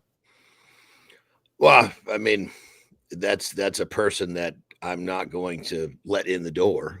Fair enough. Yeah. Because if you don't think you can be helped, then, you know, that's kind of the whole thing. Do you need help? Yes, I need help. Okay. Are you willing to learn something new? Yes.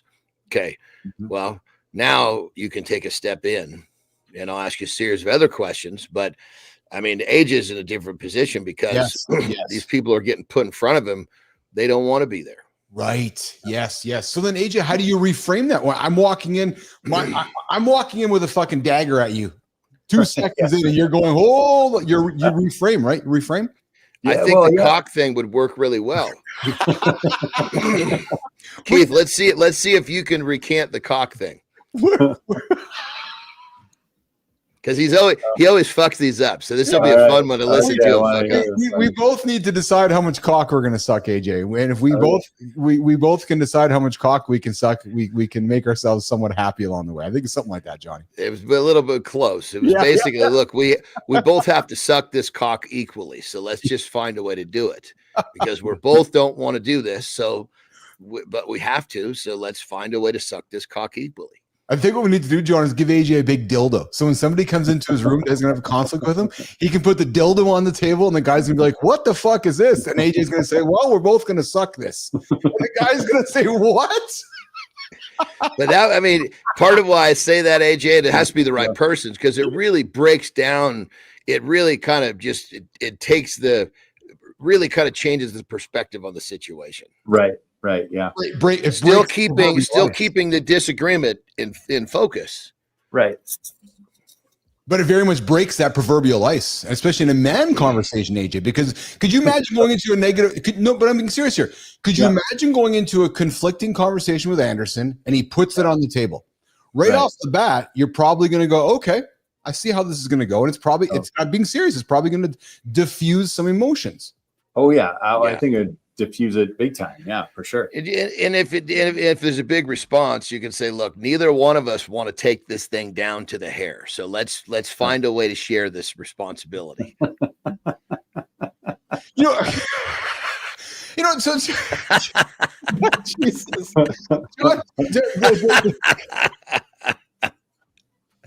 AJ's like, I came back for this. John you notice Johnny, he's just laughing. He has nothing to say right now. I think AJ's gonna try this with the right fucking dude. I can see some big fucking burly toothless goalie coming in. You know what the fuck, man? I don't want to be here.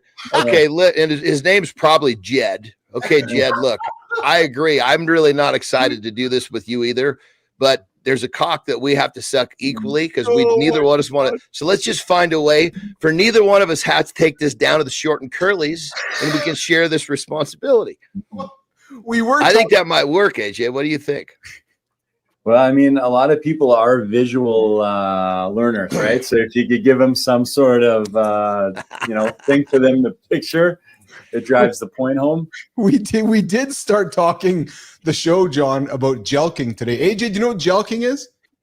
No, I'm not familiar with this. Neither was I, brother. So actually, you should ask Boston, because when I was putting the show together, Carter knew what Jelqing was, and I'm thinking Boston does.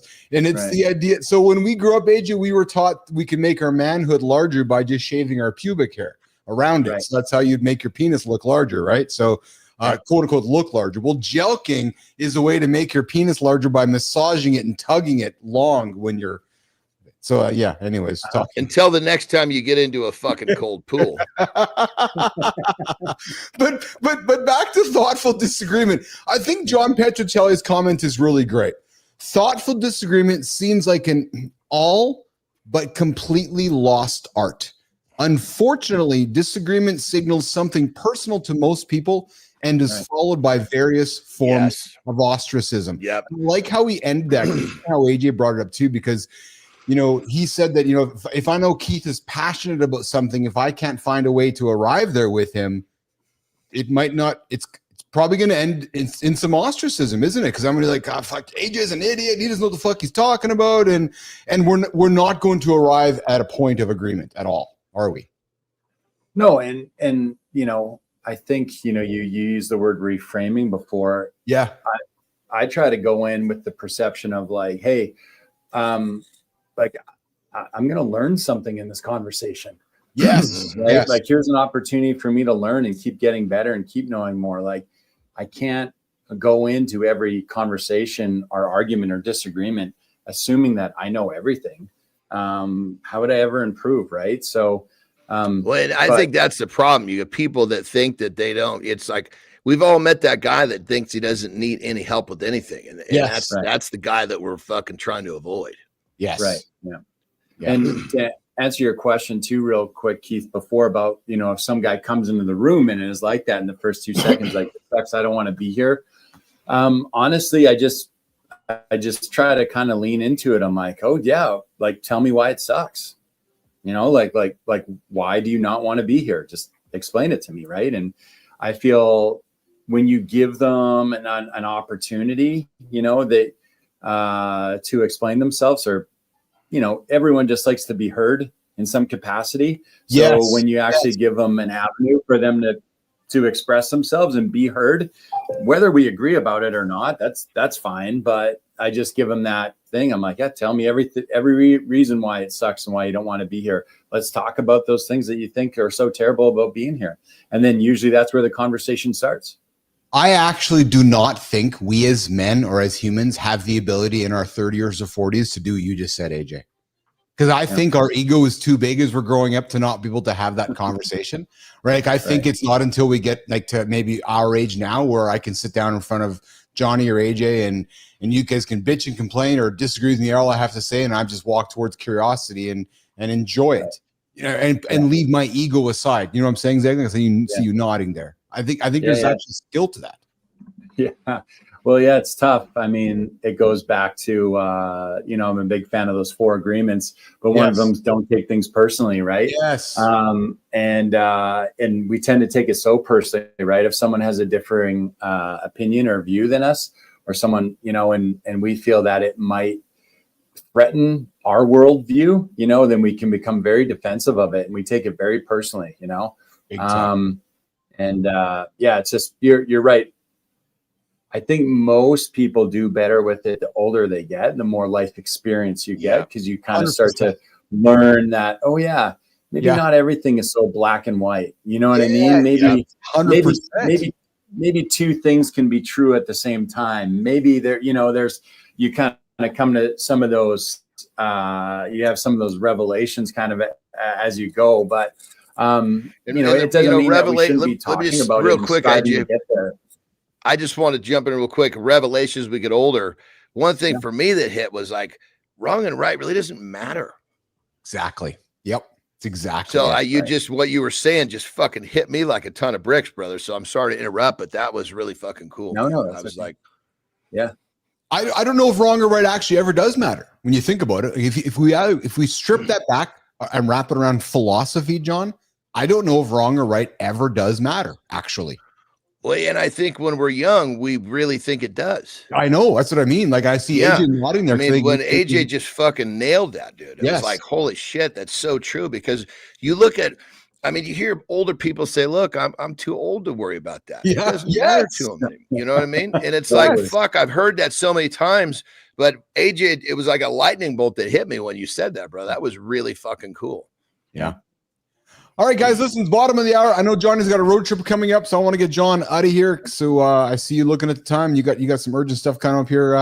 AJ, if you got a few minutes to hang out with me, you're more than welcome to. But if you got to rock and roll as well, brother, I respect that, and we'll get you onto your next adventure as well. I do. Yeah, I got to jump back in there. We got actually a lot of guys in town here pre-camp, so I got to go lend a hand in the gym.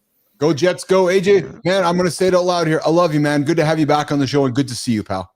AJ, Man, it was so good to have you here, brother. So fucking good to have you here. So great to see you, brother. I always love to see you, man. I appreciate it, guys. I'm happy to be back. I look forward to getting a regular schedule going here again with you gentlemen. And I look forward to it. I was missing it.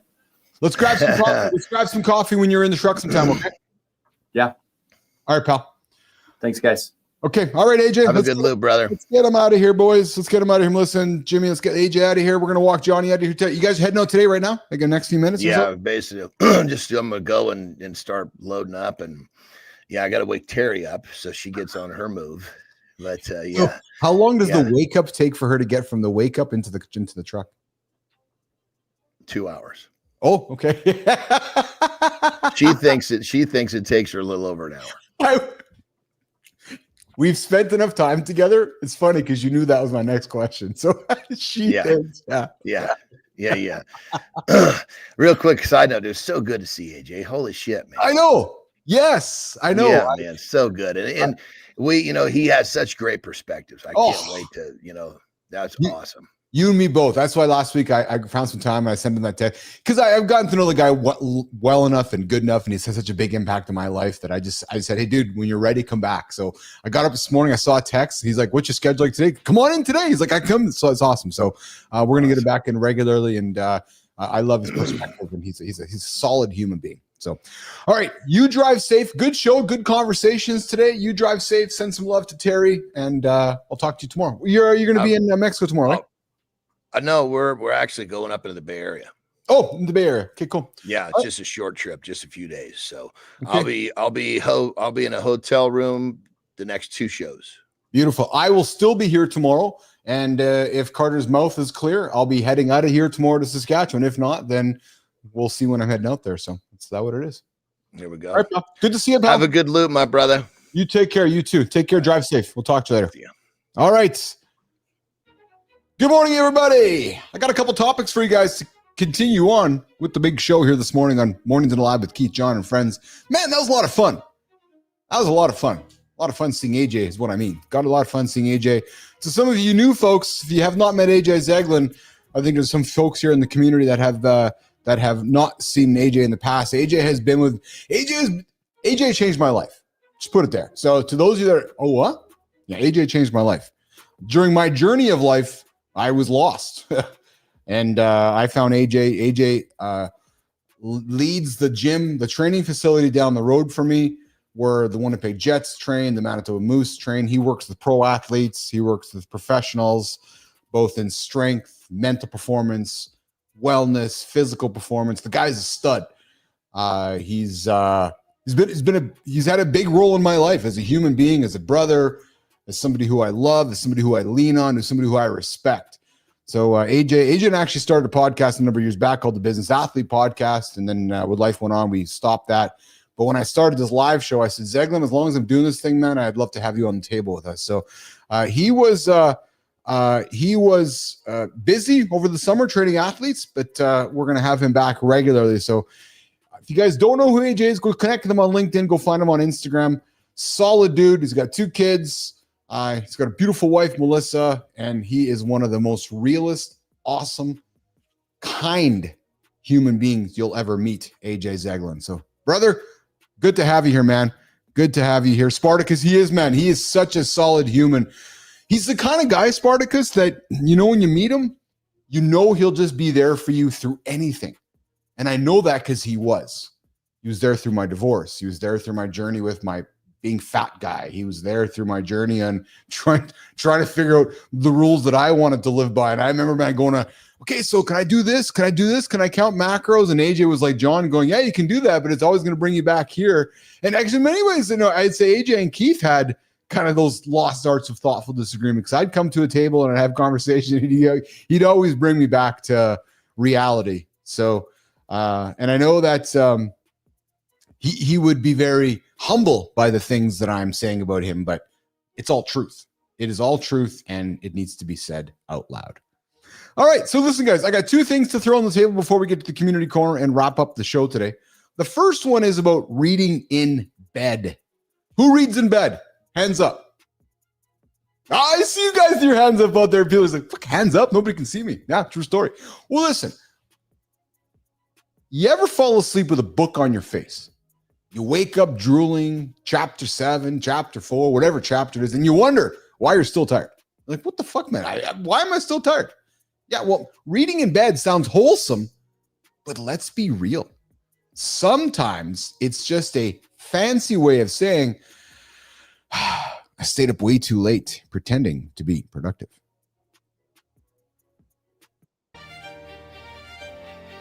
What if the most effective way to power down your brain at night involves turning it on? It sounds like a contradiction, but it holds a powerful secret to deeper rest. You've tried everything to quiet the noise, the endless scrolling, the late night shows, but your mind still races, keeping you from the restorative sleep you've earned. It feels like a battle you can't win. But what if the solution isn't about emptying your mind, but focusing it? It's about a deliberate, mindful transition away from the day's chaos, not just a distraction. Tonight, try a different approach. Shut down the screens and open up a new possibility for rest. It can lower stress. Yeah, but only if you're not 3 chapters deep into a Stephen King novel. Guys, studies show that 42% of bedtime readers slept better. The other 58% got a new habit of lying to themselves about lights out. Yes, I see you, Spartacus. Now it's falling asleep with the phone on the face in bed. Dude, it's happened to me. Who has been out there doing this and the fucking thing falls on your head? I've dropped my phone on my face a few times, actually. I got Holroyd coming in saying, I like to read first thing in the morning. I use an e-reader and don't want the blue light at night. Interesting, Holroyd. So I read every single morning. I read for an hour. That's how I start my morning for the show here. I'm sitting down at my on my couch at 4 a.m., 4 till 5, and I read. I have all my sources. I read on an iPad. It's funny because I grew up reading the newspaper every single morning, the Winnipeg Free Press. One of the first things I read at 5 years old, I read the Free Press. And that's what I read. I do not. What I read at bedtime is X, and you guys have heard me, or I'll make content laying in bed, my horizontal work. Blue light screens are sleep killers. But let's face this, most of us are still scrolling just to check the time, and reading too long actually cuts into your sleep window, which means that book about productivity just made you less productive. I can tell you, there's many times I've seen Lauren into a great book. I've fallen asleep, I'm rolling over, and she's still crushing through the pages. And I think it's part of it, right? Is that you get into a great book and you're like, one more page, one more chapter. Next thing you know, it's 2-3 o'clock in the morning and you're still trying to get after it, right? So, and the posture when you're reading, try explaining to your chiropractor why you've been holding War and Peace over your head for 45 minutes. So here's some things to think about with going to bed. Set a hard cutoff. When your Kindle smacks you in the face, it's bedtime. You might want to not read thrillers because maybe that thriller is keeping you up at night. Maybe you want to choose something else that's a little different to help you put yourself to bed at night. So guys, I would love to hear from you. What's the craziest book that kept you up way past bedtime? And bonus points if it wrecked your morning workout. I'd like to hear. Talk to me. Is books keeping you up, or is books petting you to sleep. Petting. Yeah, petting, you guys. Petting. Pet, pet, pet, pet, pet, putting you to sleep. At the end of the day, guys, reading in bed can be your sleep superpower or your midnight kryptonite. So I invite you to use your book wisely. Pick the right book, cut it off before the book cuts out, and remember, no chapter is worth smashing the snooze button tomorrow morning. And guys, here's what I remind myself often, especially as I'm going through tasks. It's just that awareness thing. The task I'm working on right now is probably going to be create another one tomorrow. That chapter you're finishing right now, there's another chapter behind it. So find that discipline. Find the discipline to put that book down, get to sleep on good time, and not wreck that next day. Okay, so I do have one more topic I want to throw on the table, and it is a secret skill of successful men. Whoa!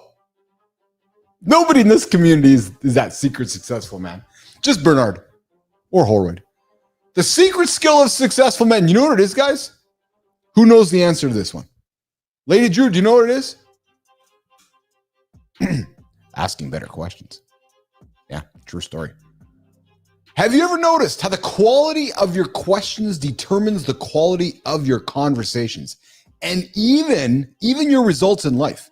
Well, today I want to break down how to ask better questions and get better answers so every exchange you have, from the boardroom to the conversation in the car to the breakfast table, can become even more productive and more meaningful.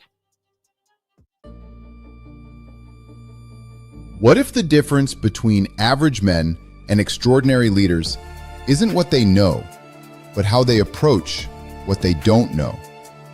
Most of us have been conditioned to believe that having all the answers makes us valuable. We default to statements, declarations, and showing what we know instead of uncovering what we need to learn. Master this one approach and you'll revolutionize your leadership, strengthen your relationships, and solve problems faster than you ever thought possible. Today, we're diving deep into the secret skill that separates good men from great ones. Learning to ask better questions isn't just about sounding smart. No, it's about creating deeper connections, unlocking new insights, and accelerating your personal development. And guys who master this skill communicate more clearly, build stronger relationships, and make better decisions. It's true, whether in business, fitness, or everyday life. So before I get into it, question to the community, guys. What's the worst question you've ever been asked in a meeting or interview? Oh, think about that. Petro, Shamrock, B-Drive, Spartacus. What's the worst question you've ever been asked? It's funny because we're so quick to congratulate the best questions. Oh, that's a great question. You'll often hear somebody say, "Hey, Keith, that's a good question." You never hear somebody say, "Hey, Keith, that's a fucking horrible question." Or guys, do you think that we struggle more with asking direct questions or curious ones? Ask yourself that. And how has a single powerful question ever changed the course of your life? I'm suspecting in my relationship with Zeglen, he probably asked me some of those questions.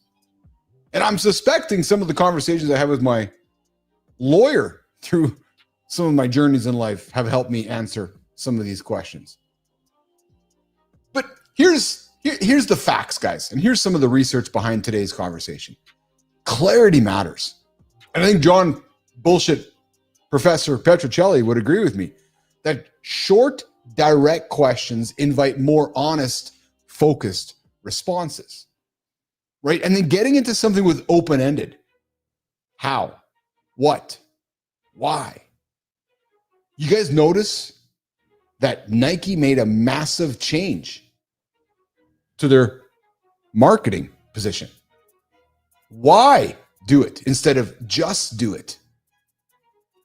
Where do you see yourself in 5 years? Horrible question.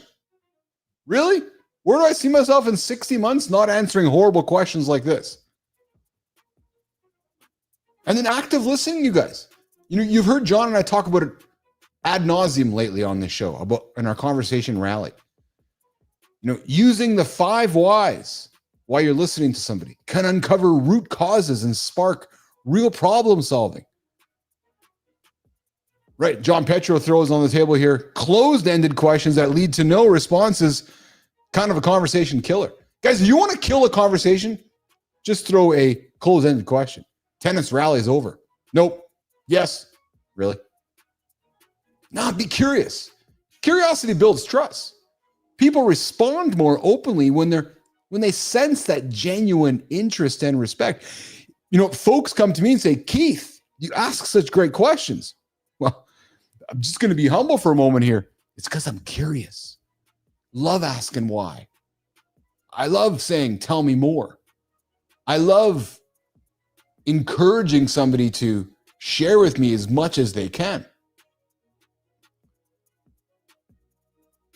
So, what are some key strategies for better questions? Be clear. Ask one question at a time to avoid confusion and get focused answers. I'll tell you guys something that I mess up all the time or frequently on the show. Good morning, Rico. I see you there, brother. Good to have you in the comments. I often will get so caught up in a question that I'll turn it into 2 or 3 questions sometimes when I'm interviewing somebody. And if you guys pay attention to me when I'm speaking, sometimes I'm like, I'm getting off on a question. It's turning into a tangent. It's turning into a series of questions. Not good. Not good. As interviewer, you're like, no. I just need to stay on the one question. Right? And you might want to consider avoiding those vague or non-questions that don't have a clear purpose. And as we said, use those open-ended formats. Right? Show genuine curiosity and respect. And guys, how do you get better answers in return? You make it easy to respond. Questions should be simple enough for questions should be simple enough for others to answer easily, but not so simple that they only require a surface level thought. So you want to structure your queries so the answer reveals something unique to the respondent, not just the asker. And you know what? The greatest thing you can do to make somebody feel heard is practice, iterate. Improve your question quality by reflecting on what worked and what didn't and learn from the exchange. And then keep refining that approach. The more you practice, the more effective your questions and the richer your answers become. And you know what happens, guys? The closer that connection becomes. So, in summary, ask fewer, cleaner, more curious questions. Listen deeply. Respond thoughtfully to foster that stronger conversation. You do those things, trust me, you're going to have a wonderful conversation with the person across the table, and it might even walk you into the direction of thoughtful disagreement because you've learned how to ask questions, listen to responses, and arrive at a point in the conversation where you both don't agree. Spartacus, that went way back in my high school days. Where do you see yourself in 10 years? It's been 30 now and I can answer it. I'm still here. I love it. All right. Jimmy, Melissa, let's move on to the community corner. Work towards wrapping up the big show here today. Mornings in the Lab with Keith, John, and friends. 8 o'clock Eastern time, right here on YouTube, LinkedIn, and X. Yep, 8 o'clock right here. And then today, 8 o'clock again, Unreal, a brand new show being launched right here on the Mornings in the Lab live network. Unreal, 8 o'clock. It is going to be a little show to tease tomorrow's next show, and we're working on it today. Yeah, true story. So 8 o'clock. If you haven't subscribed to the channel, subscribe to it. It'll be dropped into your feed. It's going to be a 3 to 5 minute little show that teases what's coming tomorrow. So watch for it. Mornings in the Lab, Unreal. We're going to have some fun with it with Preston and Sterling and myself and Melissa and Jimmy. And I hope you guys are going to enjoy the content we're going to put behind that a little package called Mornings in the Lab, Unreal, launching today at 8 o'clock. To be notified of that, you need to be a member of the Mornings in the Lab community. All right, crew, let's move on over to the community corner. Jimmy, Melissa, let's get after it.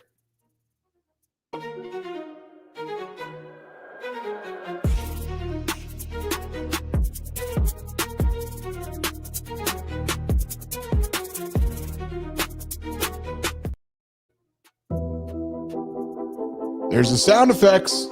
Yeah, there's the sound effects. That sound effects generally introduces and opens up the community corner.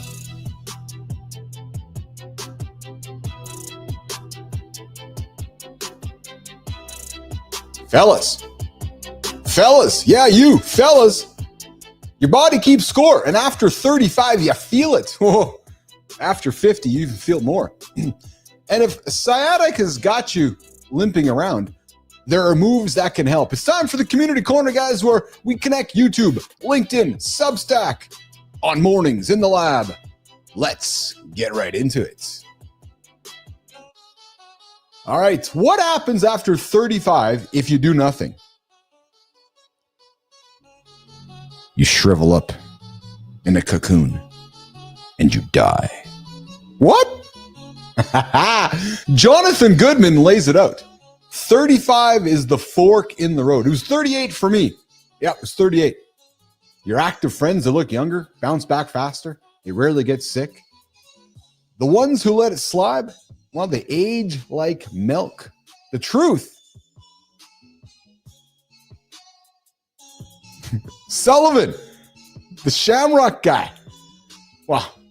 The truth, health isn't some liability. It's your best investment. Too many of us are not spending enough time in it.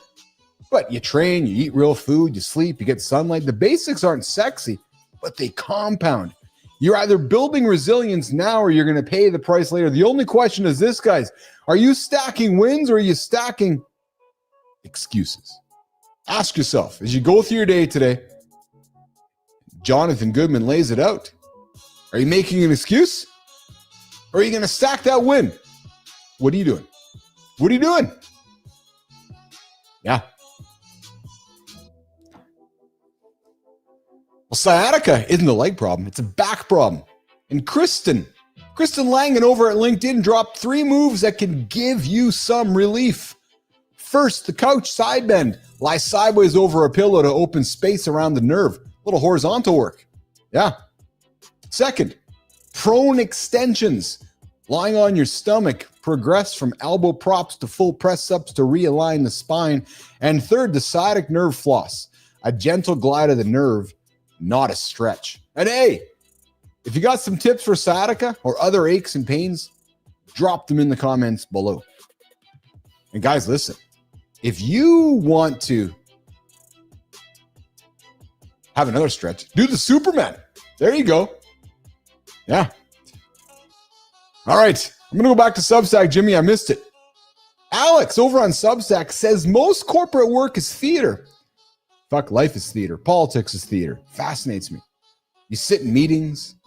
You crank out decks. You rush towards deadlines that don't matter. You shuffle updates. You fucking debate. And deep down, you know half of it doesn't move. Fuck, half of it. Melissa, most of it doesn't fucking matter. Oh my God. How much work do you guys do that doesn't actually matter? How many folks are paid constantly for doing stuff that doesn't matter? How many folks have had careers where they just didn't do nothing meaningful but collect a nice paycheck? Huh. Yeah. The pandemic made it obvious. Some roles produced real outcomes while others were just rituals to justify a paycheck. Oh yeah. Got to change those fields. People are now treating the paycheck as fuel. Use the salary to buy time, skills, and freedom while building something real on the side. If you're feeling stuck in a job just to pay the bills, don't settle. Stop tying your identity to the job title, because when the job title changes, your identity's lost. True story. Use it as an infrastructure to build the life you really want. All right, that's it for today's Community Corner. If you want your story featured on the Mornings in the Lab Community Corner segment, follow us, tag us, come find us LinkedIn, come find us YouTube, come find us on Substack. We'll get you posted. We'll talk about your stuff. Yeah, we'll talk about your package right here in the lab. All right, Jim, let's go to the next one. Let's get to the Creator Spotlight, please. She once trained as a ballet dancer, mastering discipline and movement. When injury and recovery reshaped her path, she turned that same focus toward helping others heal. Today, she runs Red Rehabilitation for the body and Redevelopmental for the mind, working with everything from post-surgery rehab and Parkinson's to corporate well-being workshops. In 2024, her commitment to the link between movement and mental health took her across 4 countries on a Churchill Fellowship. Mornings in the Lab is proud to celebrate Scarlett Roberts, a creator showing that healing is as much about mindset as it is about muscles. Yo! Surprise, surprise, Scarlett! Yeah. Scarlett doesn't hide behind the white coat. She makes recovery human. And she brings humor into serious rehab sessions, even letting her sausage dog crash the videos. That was a convenient pause for later. When you see someone blend science, discipline, and personality like that, you understand why people trust her.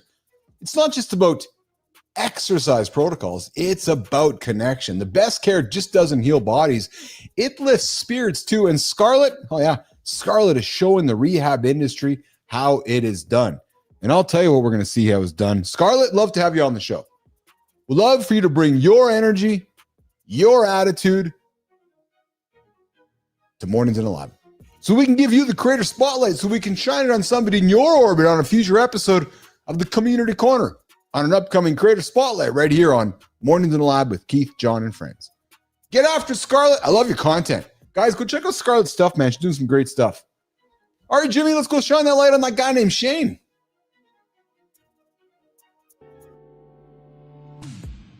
What if the real key to winning isn't the highlight plays, but the work nobody sees? This guy built an entire career on it, studying film, playing defense, and doing the small things that turned good teams into champions. That approach carried him to 2 NBA titles in Miami and the Naismith Player of the Year award at Duke. Today, he applies the same discipline to leadership and culture, advising businesses, writing on Substack, and funding scholarships through his foundation. Mornings in the Lab is proud to celebrate Shane Battier, a champion who proves quiet consistency builds lasting success. Shane Battier never chased the spotlight. He chased results. Talking about it here in the show today. Results are all that matter. He was the guy who studied every angle, made every stop, and helped bring home 2 titles in Miami. Now he's doing the same off the court, guiding companies on leadership and culture and writing about the invisible work that wins. He's an awesome example of showing up, putting in the work, and living with purpose. So Shane, here's how it works, brother. Would love to have you on the big show, Mornings in the Lab, so we can celebrate you, so we can give you the creator spotlight, so you can take that creator spotlight, Shane, and shine on somebody in your world on a future episode of Mornings in the Lab with Keith, John, and friends. Beautiful. Shane, you're doing some great stuff, man. I appreciate it, and I love it. I love everything you're doing out there, and I can see all the great work that Shane is doing.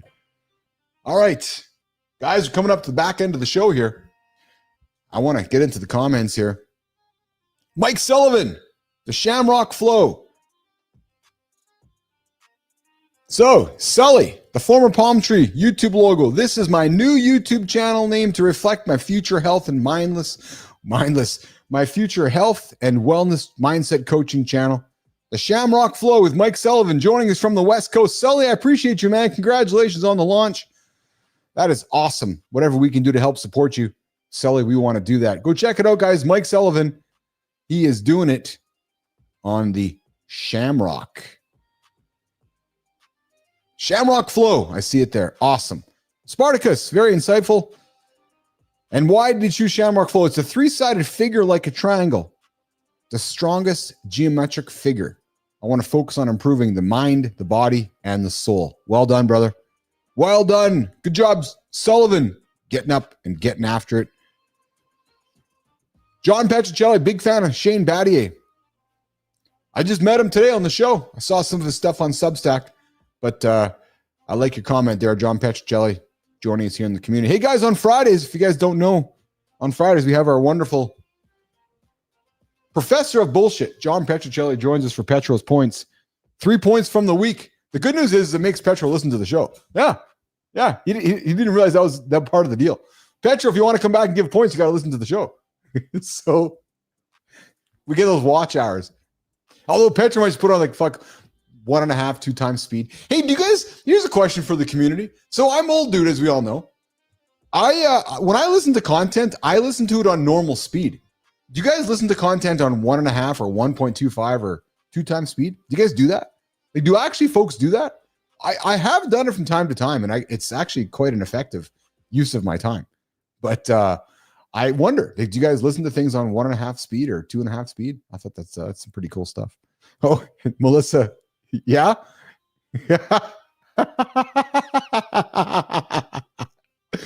I sometimes get curious if folks listen to 1.5, and then if you listen to something at 1.5 speed and you go back to 1 speed, it's so long and slow. Even it's normal. You're like, wait a minute. And I know that when folks hear me talk, they fuck, he talks fast. Well, I do talk fast, but imagine putting me on. I talk fast to help you guys not have to put me on 1.5 speed. Like, fuck, man, he's talking 1.5. No, I'm talking normal speed. But if you want to put me into 2. Yeah, you can do that too. All right, looking around here, looking at the camera here. I'm looking back to the comments. I put a sock in bed on the spot and put pressure on it. It helps a bit with that nerve. Oh, the sciatica. There you go. Bernard talking about, I only did it on educational videos for a time. There you go. Okay, so listen. Oh, the eggshells in the coffee seems to help it too. I love that. Yes. Guys, what's that tip? It helps remove the acidity out of the coffee. Okay, so we're going to wrap up today, guys. I was supposed to be heading on the road here, so tomorrow's show was going to be on the road, but that's not the case. I will be back here in the lab. Tomorrow, our big conversation is about what would you do if you didn't have a gym? Where would you train? And John's not going to be in a gym tomorrow yet. I know he's going to get his training in. I'm still going to get my training in, but we're going to have that conversation tomorrow, guys. Is about, and then we're going to talk about objects around the world that we can use to help us still achieve our big physical, mental, hairy, crazy, audacious goals. So on behalf of Johnny, Marty, AJ, Jimmy, Melissa, the entire gang here this morning in the lab. Remember, guys, 7:30 Eastern time, Maddie gets us started here. Kindness Rising, right here live on the network. He helps you guys get up, put kindness in action,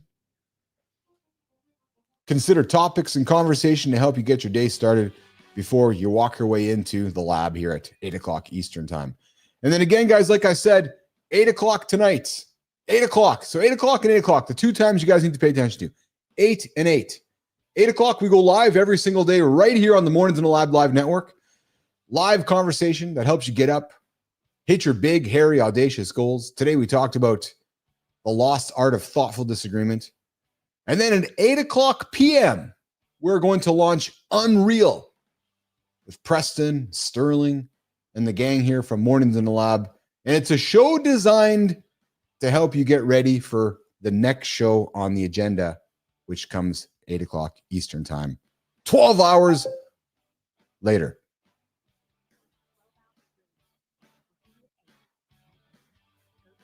We'll see you guys tomorrow.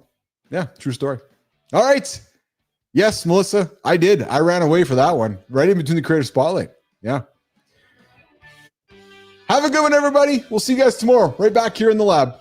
See you guys on the channel. Come join us. Mornings in the Lab, 8 o'clock live. We'll see you guys in the morning.